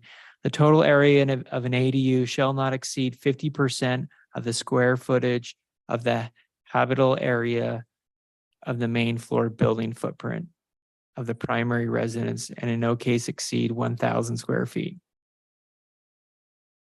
And then the garage is not part of that living space. So I don't know if I feel like I'm the one that's asking a lot of the It's questions. kind of a mouthful on that. I'm that not worried about the definition. mouthful. I'm worried about the implication. Maybe the why behind it. Like why do we care if it meets the setbacks? And especially if it's a bigger property, because that may be where some of this is going in anyway. If you've got a 7,000 square foot home, which would be a huge footprint. Let's say it's a 5,000 square foot home footprint. Living area on the main floor. Of living area, main floor, which is ginormous. I get it. But let's say you did. Why, you'd be on a big enough property. If it can hold that, you'd be on a big enough property that the scale of a home or of an ADU being bigger than 1,000 square feet is not going to seem out of place. In other words, I don't know why we would limit it. There is concern of it just being it would be obviously not near as big as the house. It'd have to be half as big as is drafted now, but that still could be big. That'd be 2,500 in the case that you mentioned, and 1,000 square feet is a typical 2-bedroom home. That was kind of the idea.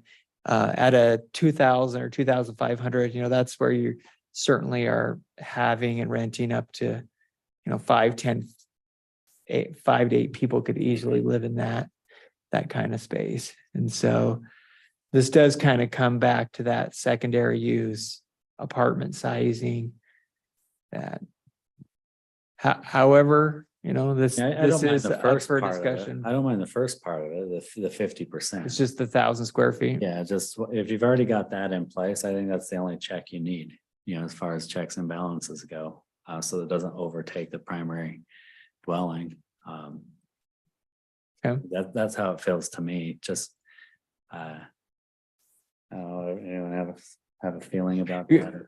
Generally, you're not, the type of property you're talking about in Morgan are far and few between.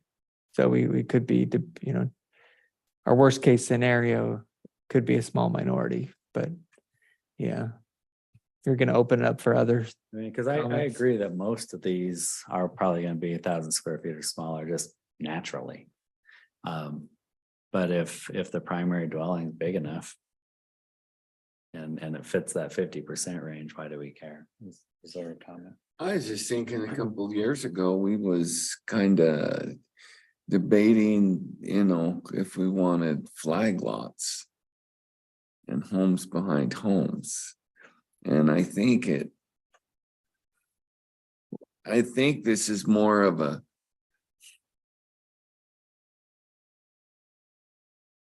I don't know, without the feel of not making this dwelling just maxed out in the, it's on the side of the house, the back of the house or something like that. I mean, I don't know if there's a right answer. Is there a green space? Yes. So in other words, you can't just fill your whole site with building. Yeah, You still have to have green space requirements. Yes. Yeah. So as long as that's the case, I think it protects what you're talking about too. yeah, for me personally, I don't think you want to see a home and then just this kind of out of place dwelling in the back corner of their property. I mean, I see a nice little cottage kind of a thing, but I don't know if we want to get too. Well, that you're making an argument as to why to limit that. If I were gonna put a square footage number on it, the max I would go is maybe 12 to 1,400. That's really how big you see an apartment size, but it's also a good cottage size is that 12 to 1,400 max. I mean, you will see cottages down to 600. A studio apartment is 600. A 3-bedroom apartment is, 1,300, 1,200 square feet max typically.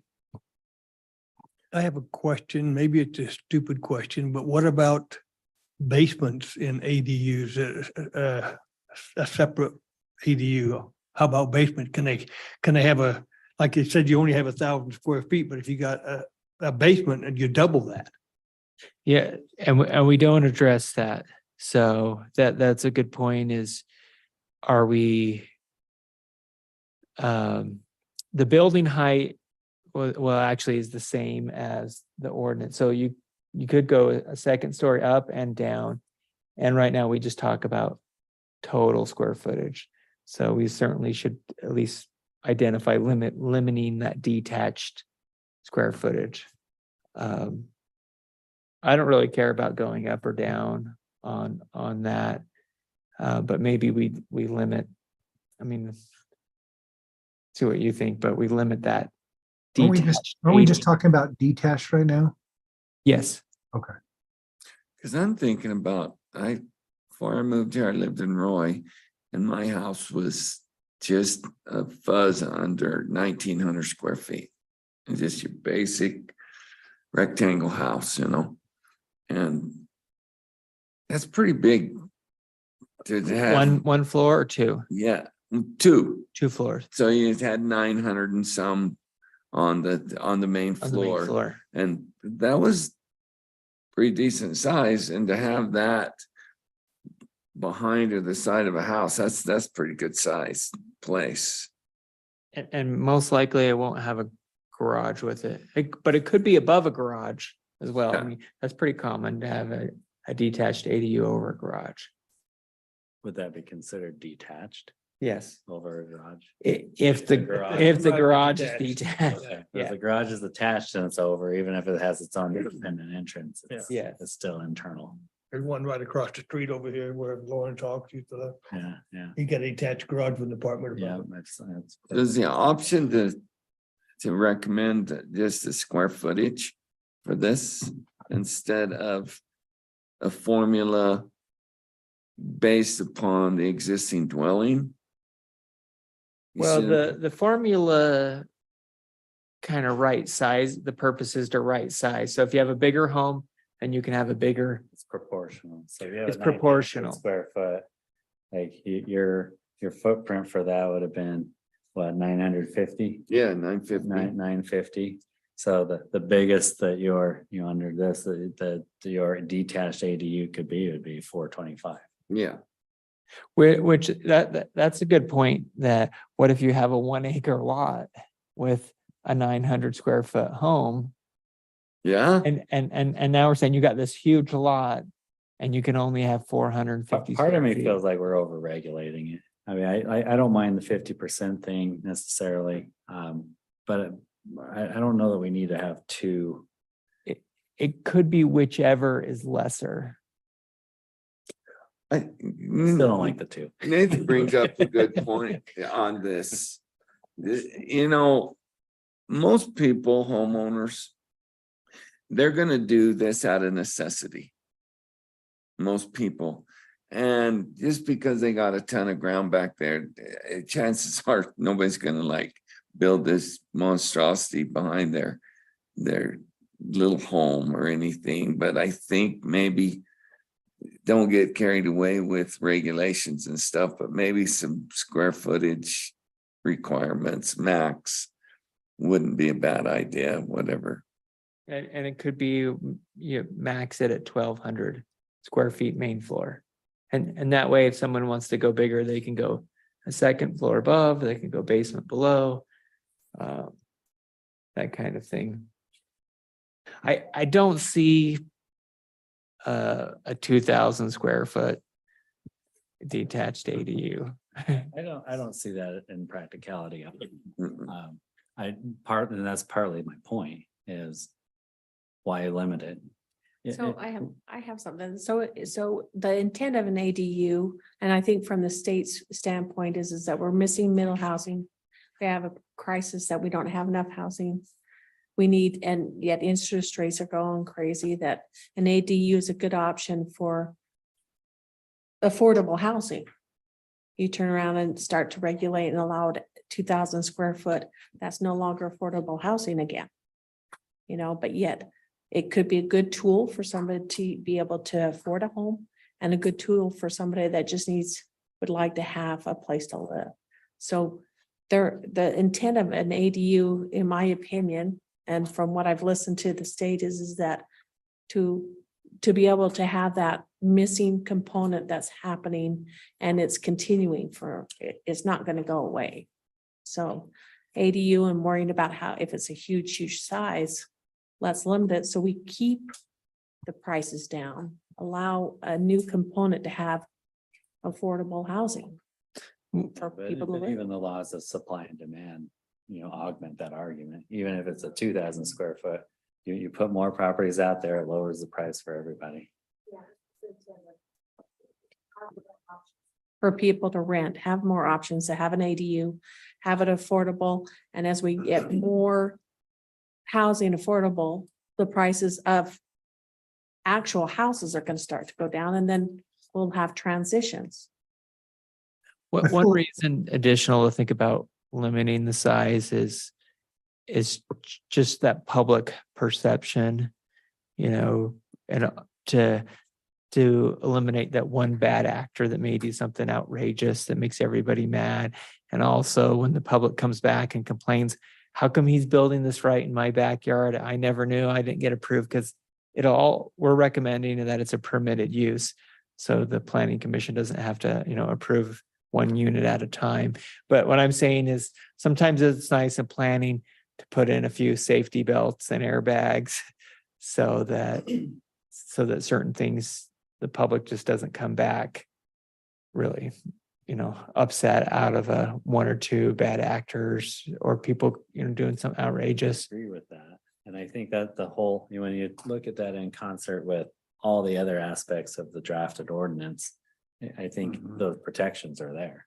It has to match the same type of facade and exterior of the primary dwelling. So, it is 50. I'm just wanting to keep it simple and not overregulate it. And it feels like any property where this would be an issue on anyway is big enough that it's going to be scaled to fit, and it's not going to seem out of place. And the other things, some of the requirements will take care of themselves, parking, heights, setbacks, those kind of things. And like what Nathan's saying, yeah, a lot of this. Yeah, And somebody mentioned how many actual lots are there in the city that you could do this to. yeah. So, Steve had a point in his review. What if someone who had a small home wants to build a new, bigger home to be their primary dwelling and turn the old existing home into an ADU? I don't know if there's a lot of that option around, but I could see that. I don't know. I don't see that there's an issue with that, I don't but have an issue with that either, as long as it fits the, because part of it is the secondary needs to be set back more, right? It can't be. If I were to build a detached ADU today, the way this is drafted, I couldn't put it in front of my house. It has to be set back, right? right. So same idea. If you already are set back far enough with your primary residence that you want to make that your secondary residence, you can build a primary residence closer to the street. Why not? Yeah, and you just have to maybe come in with two applications, kind of one application to show the existing is going to be the detached, and then the new application for the new home. As that. Jay, your hands up. Yeah, when we were talking about the size requirements, it just feels like the home sizes are so variable and lot sizes are so variable that allocating an ADU size based on a home size seems really arbitrary to me. And you could run into any possible outcome. It seems more reasonable in my mind to just have some type of, if you're going to attach a size to it, it seems like it would be more, it wouldn't be associated to the main house. Because I mean, you could have an older home that's 750 square feet up, 750 square feet down on a big old lot. And then you're only allowed to do a 375 square foot ADU. You could have a 2,500 square foot home on each level. And now you can do a 1,200 square foot ADU, and maybe the lot's smaller than the 750 square foot home lot. What I'm saying is the association of the size compared to the home seems extremely arbitrary. And I understand a lot of municipalities have done it that way. But in my own personal opinion, if I were going to attach some type of size to it, I would more just rather assign a size based on, and we may be wrong. If we say, oh, it's 800 square feet or 1,000 square feet or 1,250 square feet, there's a chance that number's not the best number either. But it seems a little bit more intentional and purposeful than the association to the primary residence. If the point is affordable housing, and we determine, hey, you can build a decent home for family or to rent for 1,000 square feet or 1,250 square feet. If we determine that that's a decent number, that seems a little bit more like the answer I would shoot for, as opposed to percentages of something else that's extremely arbitrary.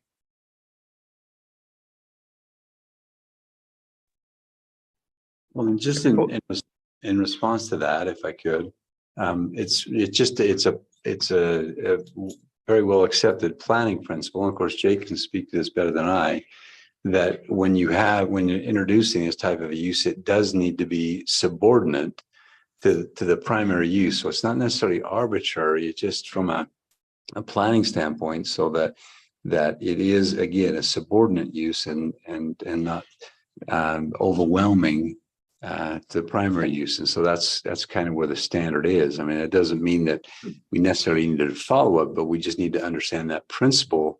And as we evaluate this, we just have to look, like someone said earlier, there's always going to be someone who's going to take it to the extreme. And those are the things that we want to prevent. I mean, that's a balance. That's a tough balance that you have to make, is going from what someone's going to do, worst case scenario, as opposed to allowing some people to do it appropriately. But and that's the difficult role of local government, is we have to draw a line. Why is the speed limit here 25 instead of 30? Because we felt the line needed to be drawn.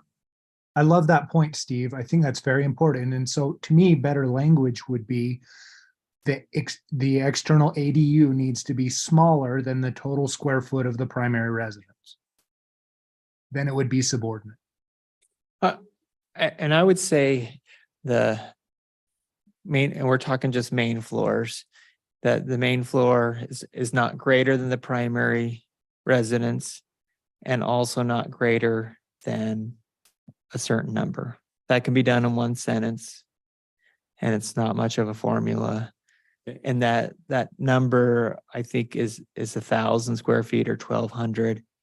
And again, we're just talking main floor. If somebody wants to do up or down, it's kind of hidden. At least basements are hidden.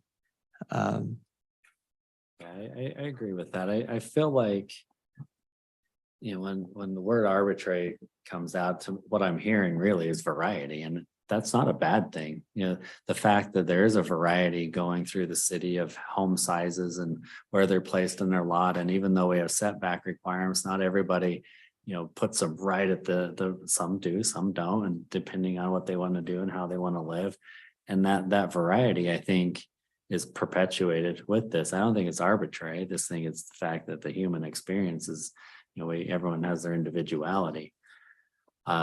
It feels like there's a lot of opportunity here, I don't think we can get this wrong. I really don't. On its own, if this were the only requirement that we're talking about, then yes, I think we would definitely need to, crack down a little bit more. But the fact that it has to be set back behind the primary property, there has to be a certain amount of green space. I just don't see this as high risk. If anything, maybe there's a minimum, not a maximum. In the sense of, so somebody only qualifies for 450 or 350 square foot, cottage. That's not even a studio, and so. Yeah, and I don't really want to do that either, by the way. I'm just throwing it out there, but I like the note that you just put, because I was curious on the garages for a detached. We've already allowed for a parking spot. We have to have an off-street parking spot. So what if there is a fully enclosed garage? You only qualify for a 600 square foot ADU, but you might have a 20 foot or 18 foot by 12 foot garage, which is still pretty small for a single car garage, but that adds 200 square feet. Does that count? I think Steve said something that I've been trying to put in words, and we don't want one of these dwellings to be overwhelming to the residents. And how we get to that point, but I think I'm sitting here rolling this around in my head, and I'm just like, whatever the formula or whatever, just so it's not overwhelming to the residents there. Yeah. I don't Make it subjective, like whatever overwhelming means. that's the tough part. It Yeah. is. It's. And who said earlier, good actors, bad actors? With all Me. good actors, that would never be an issue. Yeah, Jake said that. But- Yeah, So how do you guys feel about the language not to exceed the square footage of the main floor?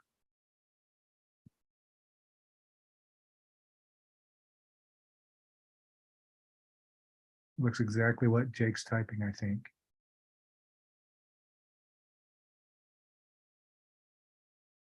So say that again, Jay. Are you saying take I off think- any restriction just as long as it's smaller than the primary residence footprint? That's all that matters? I think just what Jake's typing. What do you, I'm just saying, I think having a ceiling on it is maybe a good thing to start out with in the future. Ordinances are tweaked all the time. They're changed. I think just having that and if someone feels strongly about having a big detached ADU, let them come make an argument for that and persuade I the like city, that. the city to do that. It just feels like we're over regulating it though. That process sounds great in theory, but it just, you're not talking about coming in and getting an exception. You're talking about coming in and changing the law. And Yeah, that's that- not likely to, That's true. However, 1,000 square feet on a main floor is actually pretty good size. Good size. Yeah. And also, and I'll say, I think this could easily bump up to 1,200. And at 1,200, you're looking at a big 2-bedroom or a big 3-bedroom. and I'm not arguing against that at all. I agree. That is a good size. But if you have the 50% thing already in place, and I don't know if you're talking about replacing that. Oh, this would all go. That would all go. Yeah. Because I like it scaled to the primary, Well, to the primary residence, the I do structure. too, until we talk about the old homes that are so small. And sometimes those old homes are on big lots, kind of thing. And let's not forget, this is kind of a new thing.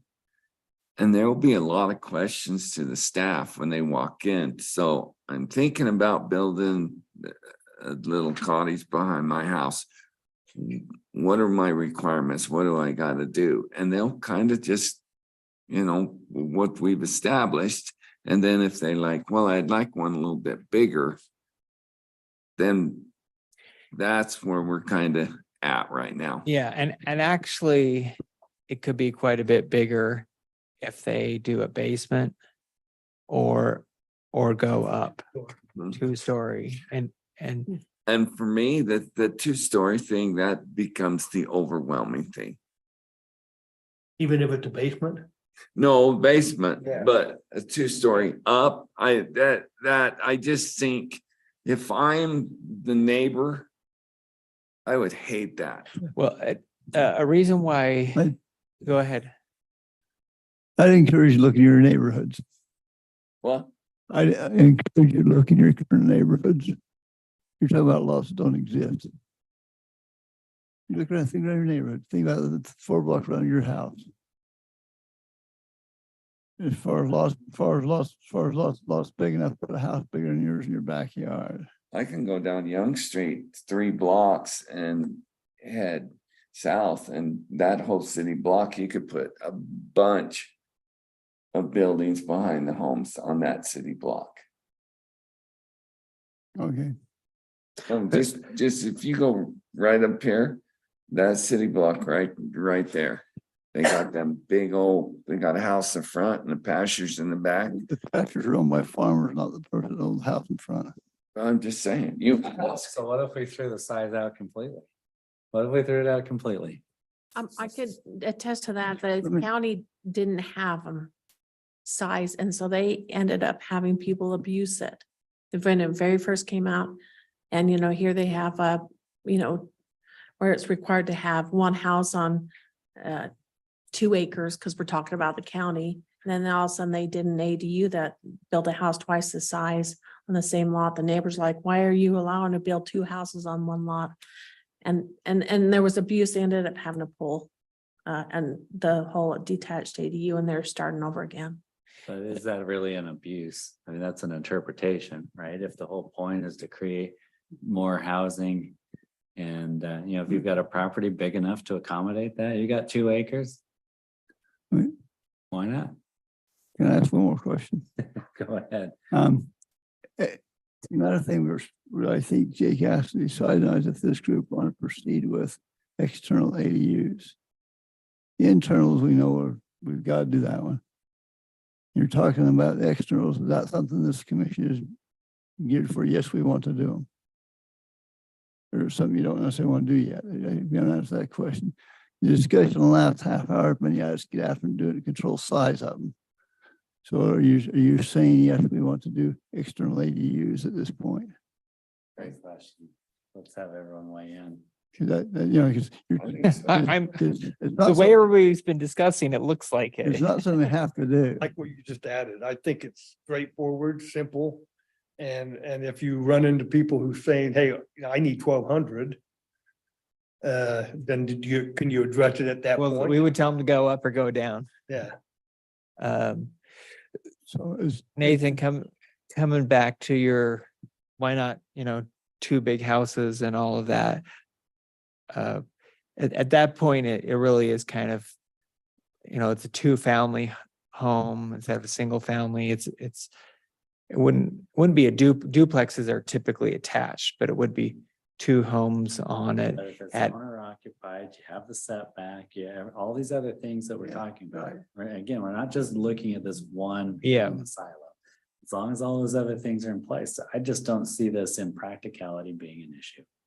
And it feels like we're trying to overregulate it up front just in case. And I realize that's smart to some extent because you want to prevent, a downstream problem, and an inadvertent, consequence of the legislation. I get that. On the other hand, I just don't see the consequence. I haven't heard a scenario yet that feels like it's problematic. Given everything else that's already in this draft. Right.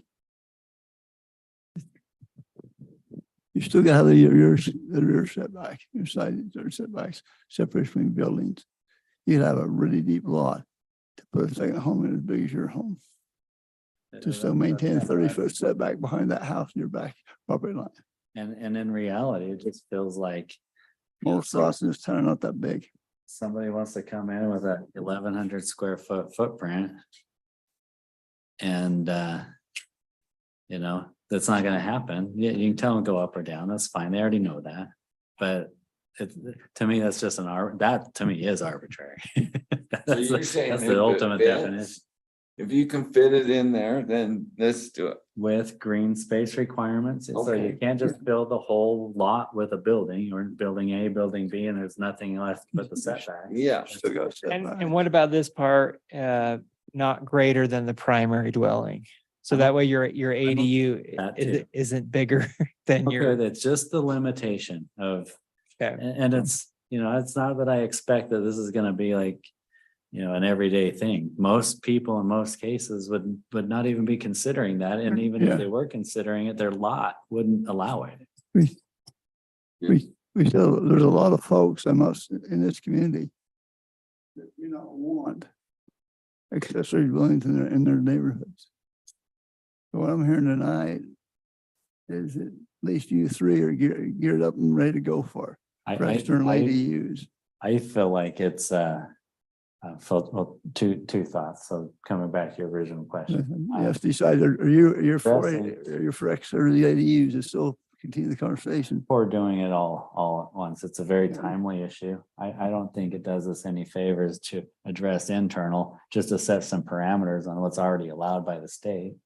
And we build on that. It feels like if we're gonna address this as a commission, spend the time to propose new legislation that we dig deep into the real issue, which is beyond internal. I mean, that's part of it, solves part of the problem, but detached has to come with it, in my opinion. So my question, does this current commission want to have external ADUs? I vote yes. If you do that, fine, then your discussion's pertinent. But if you're not, A thumbs up, kind of an But- informal vote. I mean, not that it's a formal vote, but I'm curious, with your experience with the city and what you've seen as real issues, how do you feel about it? well, I think eventually it's gonna come, right now, I mean, again, you shouldn't base on, I guess, people's opinion. Right now, the majority of your neighbors are not gonna want a second home in the back of all their yards. That's one point. However, they case- may want one in their own. That- Very And- few. And they all express concern about their kids' affordability when they get older. There's been some pretty good fights in the past about single family homes not wanting this type of thing to intrude upon their single family concept. I'm not saying we shouldn't do it. I'm saying you need to think about that to see if the road you're traveling currently is the one you want to ride. If it is, that's fine. I'm not opposed to it. But you need to ask that question of yourself before we go much further, spend much more time on it, if your answer is yes. Think about your neighborhood, the 3 blocks on your house. And if you're okay with 3 or 4, couple of those people putting a home in their backyard, then yeah, let's proceed and do it. If you think that's best for it, I'm okay with that. We just need to think about that piece before we go further, I think. One thing on this, my city, Farmington, has allowed detached and attached for 20 years. It's been around forever. And there's still very few Very few are gonna do it. very few built. I think you're looking at 1 in 20, 1 in 50, like probably that one. And a few years ago, I did a statewide survey of ADUs, and the cities that had the most were at 5%, and most of them are attached. In Utah, our ADUs are attached. In Oregon and Washington and other states, they have a lot more detached, but I think it's just the nature of things. And to build one of these new, you're looking at 150,000 starting. I mean, by the time you have Easy. that was starting. So that is something to consider. A few talking points on ADUs. It's the most single family friendly housing you'll ever have, because typically people rent to family members first, acquaintance second, and third is people they don't know, which is rare. And of course, it keeps the nature of the neighborhood the same. So Go ahead. I had a thought. 30, 40, 50 years ago, 60, 70 years ago. These lots were all big. And as the years has went by, everything shrunk down. So I'm thinking about Nathan's point here. If it was today and it was a piece of property, there would be 2 homes or 3 homes on that piece of property. If it was sold today and the building was done today. So I've kind of changed my thought process a little bit, listening to Nathan on this one, that, a lot of this will take care of itself, and it's not going to be as overwhelming and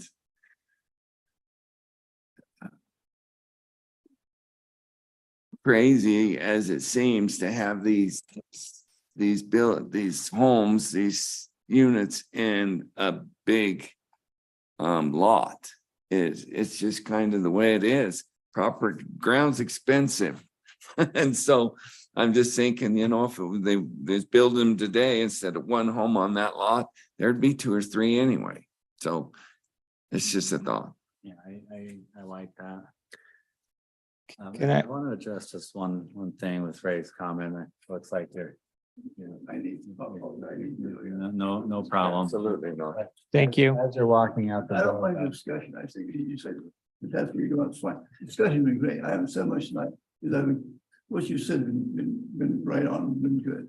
I feel like from a land use standpoint, this is probably one of the most influential and fundamental things that we can be doing right now. We could work on a fencing ordinance and that gets people up in a huff too, but it doesn't really have the impact that something like this does. I mean, this is a current issue where we rarely have the opportunity to influence, something to that magnitude.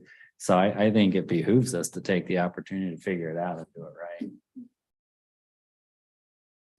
I'm with what you said, my confidence, where you have, I don't know about what you said.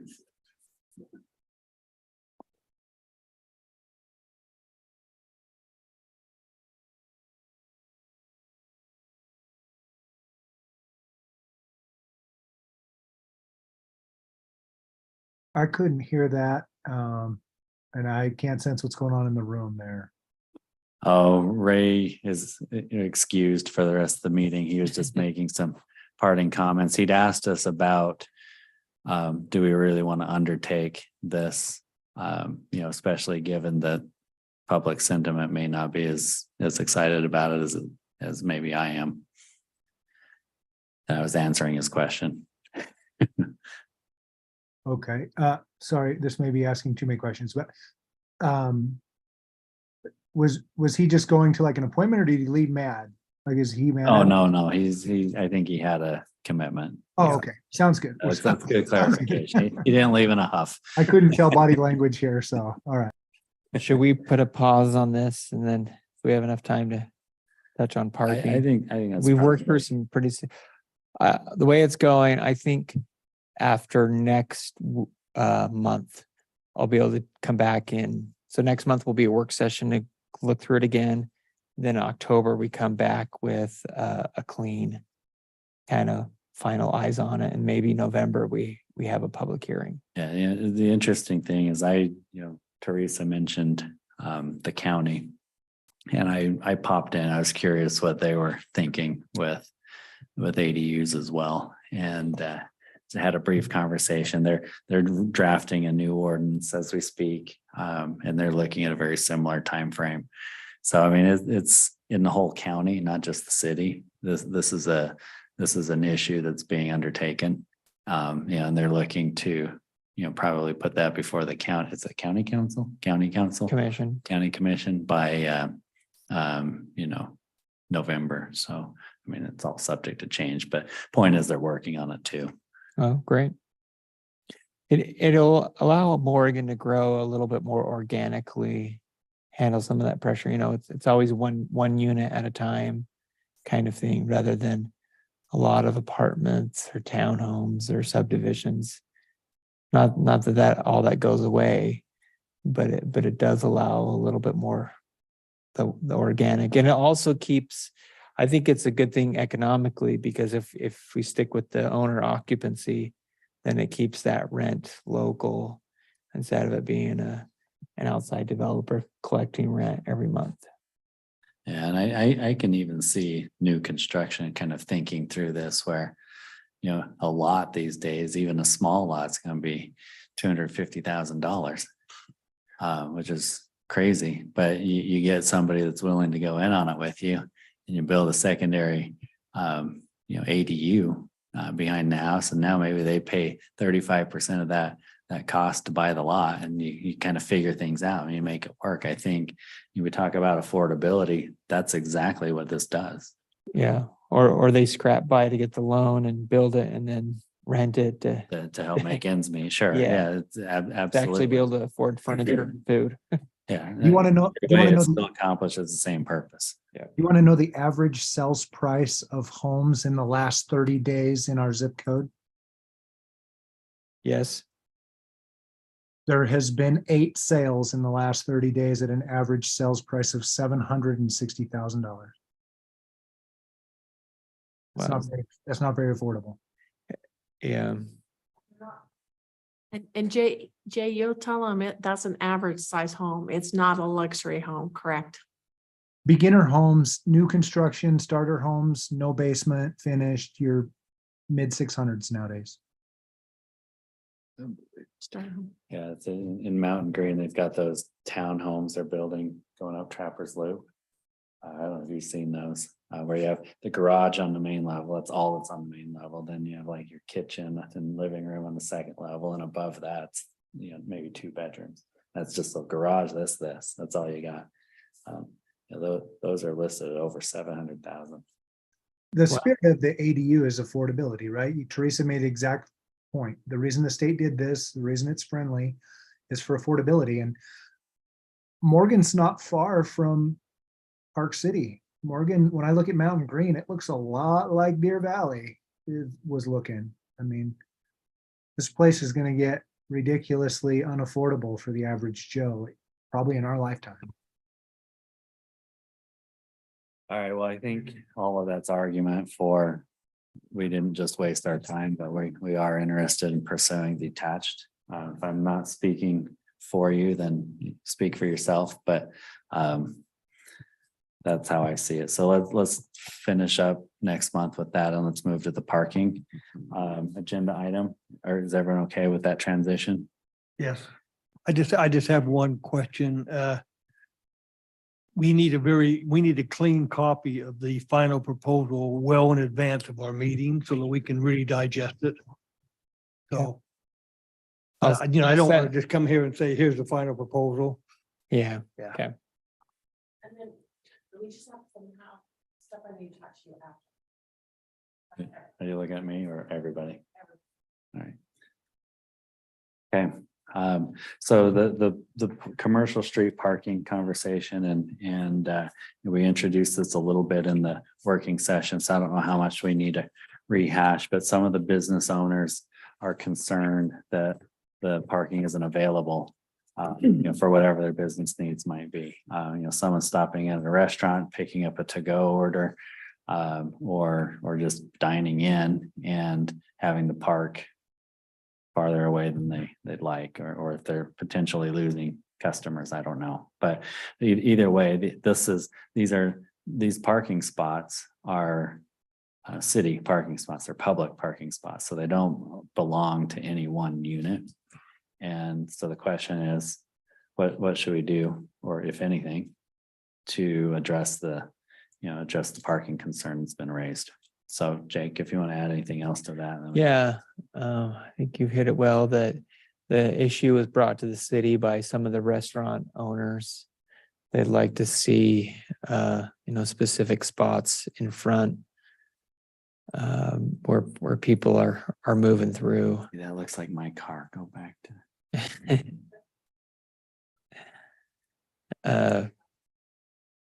So what I'm recommending is staff, we send out a survey. We specifically target the business owners and managers, but we could also post it on the city's website. Would that be okay? And part of the survey, they could say if they're an employee, business owner, manager, or resident, or customer, and then just a few questions about would they be in support of a time limitation for stalls closest to restaurants. And then second would be, if so, 15, 30, 1 hour, something like that, 2 hours. And then you have that information on it. And the sign part, the city can go ahead as staff and put up signs. The enforcement part should always be correlated to an ordinance. So we would come back and modify our parking ordinance to have something in there about fines. And then we'd talk with the county sheriff office and city zone enforcement about how we'd want to enforce it if we went down that road.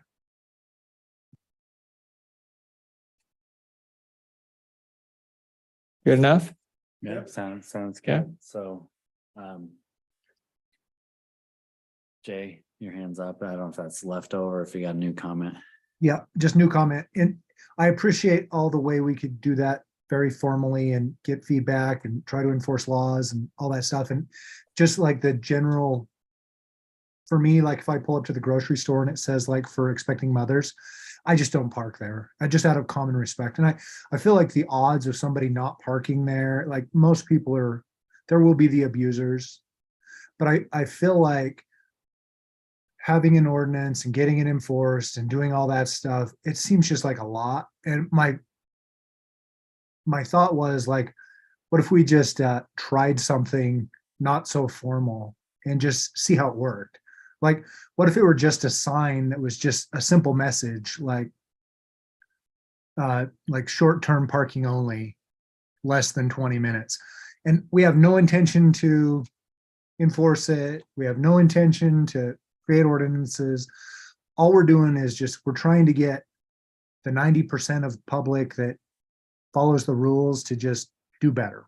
And we just pick 10 stalls that seem to be a pain in the neck and put these like quick stop signs, short-term limit, just throw them up there and just see if the behavior changes. And That's something we could do too. There's not actually enforcement tied to it. Basically it says,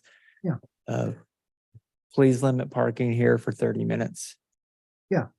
It was just more in the spirit of it, right? Like, could we just change behavior with kind of a suggestion as opposed to? The one thing on that is the sign part itself is not expensive. Signs are cheap and changing them out, it's not hard, but the post going in, drilling in the concrete and putting in the metal post. And so it is kind of a commitment of going down the that road of at least signage part. Well, I kind of like what you were saying. You know, if you talk with all the business owners and you ask them to park across the street, there is ample parking. I mean, those businesses, even at lunchtime, because many of us go over for lunch, I'm included. I had lunch over there yesterday. And there's plenty of parking. I had lunch there during Fair Week and there's plenty of parking. I don't feel like it's an issue yet. I agree. How many businesses have come in or Just talked? one. What? Just one. Just one. Okay. And I don't want to react to one complaint and draft an ordinance. Now, this is what I like about, your piece. Maybe if we get a second one or a third one, then we do the survey.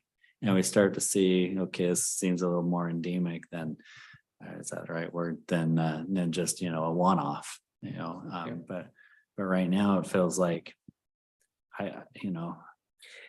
There's also, and I was gonna say, Denny's made a good point, how many of us have gone to 25th Street to have dinner?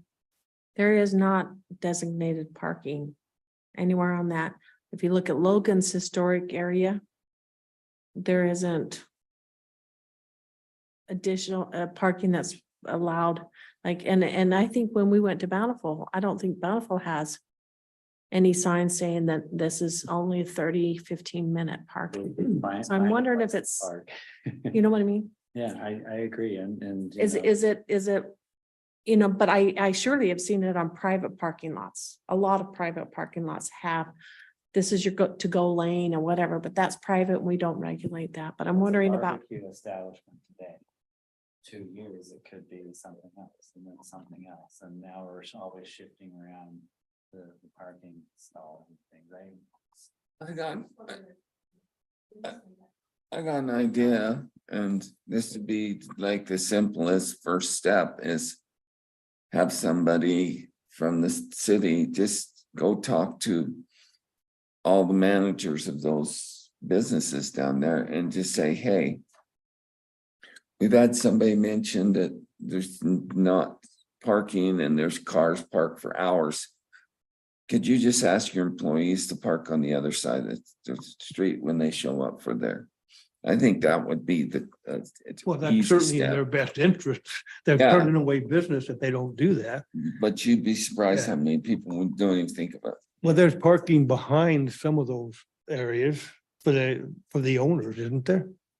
Isn't there some parking behind is, some of yes. those areas? But I have problems at my place with the owners of the businesses parking right in front of their own business. Yeah, right.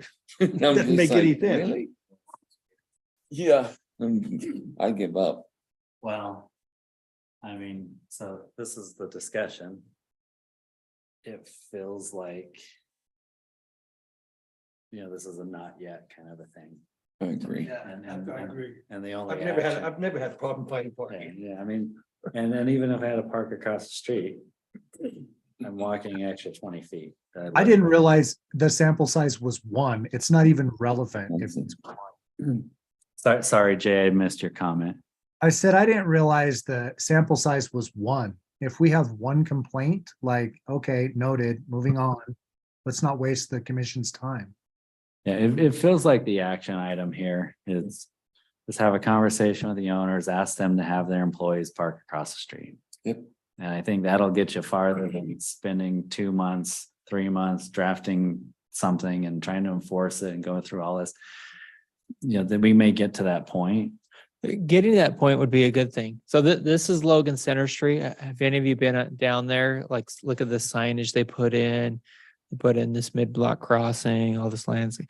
Center Street is Logan's go-to place because Main Street is UDOT and is not that nice. And you'll see right here that they are 2-hour parking.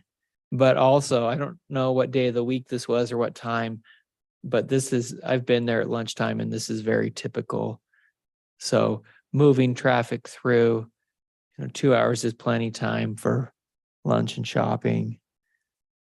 They're in a good position of a good problem to have. Morgan may not be there yet, so I'm just gonna. And you look on 25th Street, I don't think there's any parking signs, and there's been times when I've gone there just to go to do. Well, we would happen to go down to do a ceramic class and we parked a block away. And had to walk down to get into the shop, The whole block, huh? a whole block. A whole block. Yeah. It is definitely busy. Which we'd like parked is at October. 7-Eleven and going to Maverick. I mean, at Morgan Drug, I guess. Oh, this kind of looks like it is 2-hour parking. Is that on, that's Yeah. 25th Street? Yeah. Okay, I This right lied. here. There's a green sign too. Um, Yeah, So- even still, I mean, you get the spot in front. So that it just had no. yes. You know, but one thing that's different Yeah. with both of those areas is our front street is one-sided. These are two-sided places. Yeah, and that's where I think if Morgan did it, just doing it on the one side is where you would. But my Yeah. point is there's less of a need because there's only half the business density that you ever could. Yes. Because there's no businesses on the other side of the street. So you've got twice the parking, or you can look at it as half the businesses. Either way, I don't think we do anything. And it's a very safe. Okay, so you're recommending, and this doesn't even have to be a vote, that staff, we just talk to the businesses, create a flyer, pass it around, encouraging encouraging employees Just to park. to across the street. park across the street. And then if it continues to come up, then we bring it back. When we get a number of complaints, then we bring it back. Yeah, I think that's okay. I don't know that I would necessarily advertise. If you get more complaints, then we'll address it. Oh, Yeah. Because then they'll, And no complaint. yeah, then you'll hear more of that. But Jay, I see your note. That's great. We're just about wrapping up. What I want to tell you, Do we need to close the meeting first? it's up to you guys. Do you want to close the meeting? Yeah, we can go ahead. and Oh, we close. lost Jason, so I'll just. Anyway, and I'll send out an email. Just a reminder that on the 22nd, we're doing a combined meeting at 5:30 with city council for short-term rentals. Okay, and so be prepared for that. Well, we're planning most of that. Are we gonna have an hour and a half or just a half an hour? An hour and a half Second discussion. Next week. And next week on Next Tuesday at 5:30 here at the, Are you gonna have any PowerPoint, anything ready? I'll prepare one. Okay, What I'd like to do is maybe even we do a thing where we could just talk about some of the issues. And also we could do something with phone polling where people could, and we could record it so people are putting in their input. So everybody's participating. everybody there is polling, Yeah, just at the meeting. just at the Okay. meeting. Yeah, where it's not a public survey or that. Yeah, ju- I've done that. That may be nice because that way everybody can voice their opinion on, just so we could get a quick survey instead of everybody deliberating for 20 minutes. It could be, do you support any type of short-term rental in the and then city? just do that. Do you support it in any specific, do you support it in any specific zoning? Do you support it with owner occupancy? You know, there could be just questions. And so we could see Take that. how, and that way, it's not 20 minutes of deliberation on each form of it.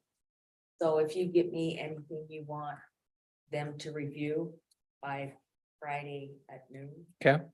Yeah. So I can get the packets out Friday. Yeah, and This it'll be, is- it'll be this- brief. This has been asked by the city council to be a priority. And on top of that, we've kind of gone over, Morgan County has a short-term rental agreement. We've done that. We've read through that. There's been some other cities, actually staff being the city manager, myself and the business license official Stephanie, we kind of talked about how we regulate? We have right now a complaint on the same house that is owned by a investment company that is doing a verbal with it. And we actually have a couple people that have wanted to do short-term rentals and and stuff like that. So it's something that we need to look at. The other thing is Jake had brought up a good point today at the first, before meeting started, is that APA Utah's American Planning Association, a Utah chapter, they have a spring and fall conference, throughout every year. Spring one's usually far somewhere in a remote area, but this year they're doing, it's a 2-day class, 8 to 5 the first day, and then 8 to 4 the second day. It's actually going to be in Ogden this year, and it's at the Eccles Egyptian Center, not Eccles. It is called Eccles Egyptian Center. Anyway, it's September 28th and 29th, and I'll send this out so you can see the agenda. But some of the items that are going to be on there are things that we're talking about: short-term rentals. There's a class on planning commission meeting management.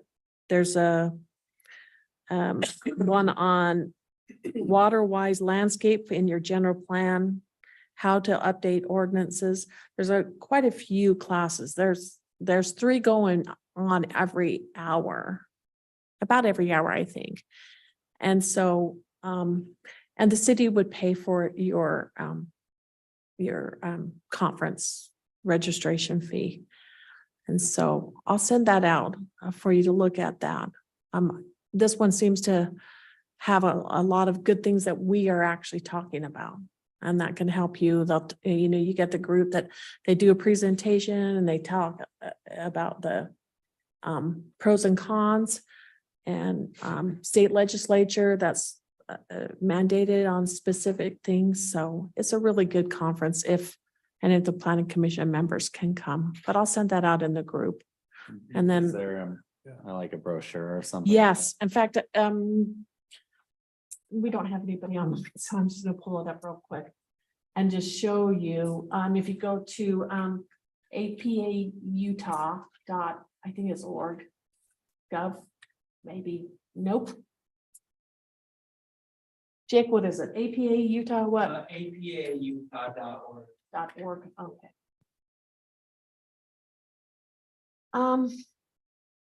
No, that takes me somewhere else. No, that's. APA Utah.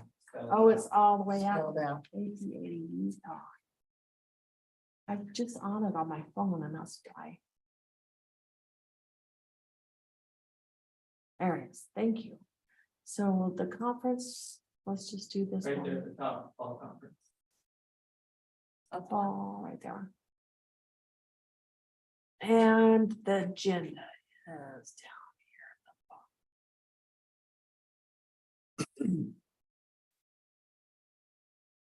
here. Did you see where the agenda is on your thing? No. I did it on my phone and it was towards the. Right Oh, there there it on is. the- 'Cause I was on my phone and Oh, it was there at it the is. bottom.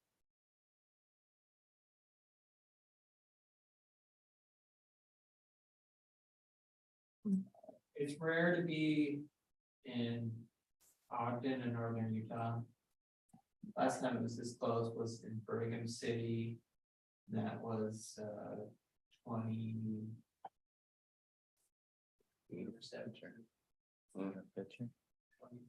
Beautiful. But see how it does, it'll have, this is what the classes you'll have an opportunity to go to. And this is just a draft, but they're pretty close to the same thing, but you got water-wise hip camp. We've got somebody that's interested in wanting to do a hip camp here. It's not allowed, but they are really pushing for the city to bring an ordinance in. I don't even know what that is. What is It is primitive camping, basically, where you don't have any That sounds like fun. It's like Woodstock Woodstock camping. without the music. We had it happening, yeah, without that, yeah, but there's like just, No toilets, no. nothing. no, nothing. It's like Just primitive. follow the smell.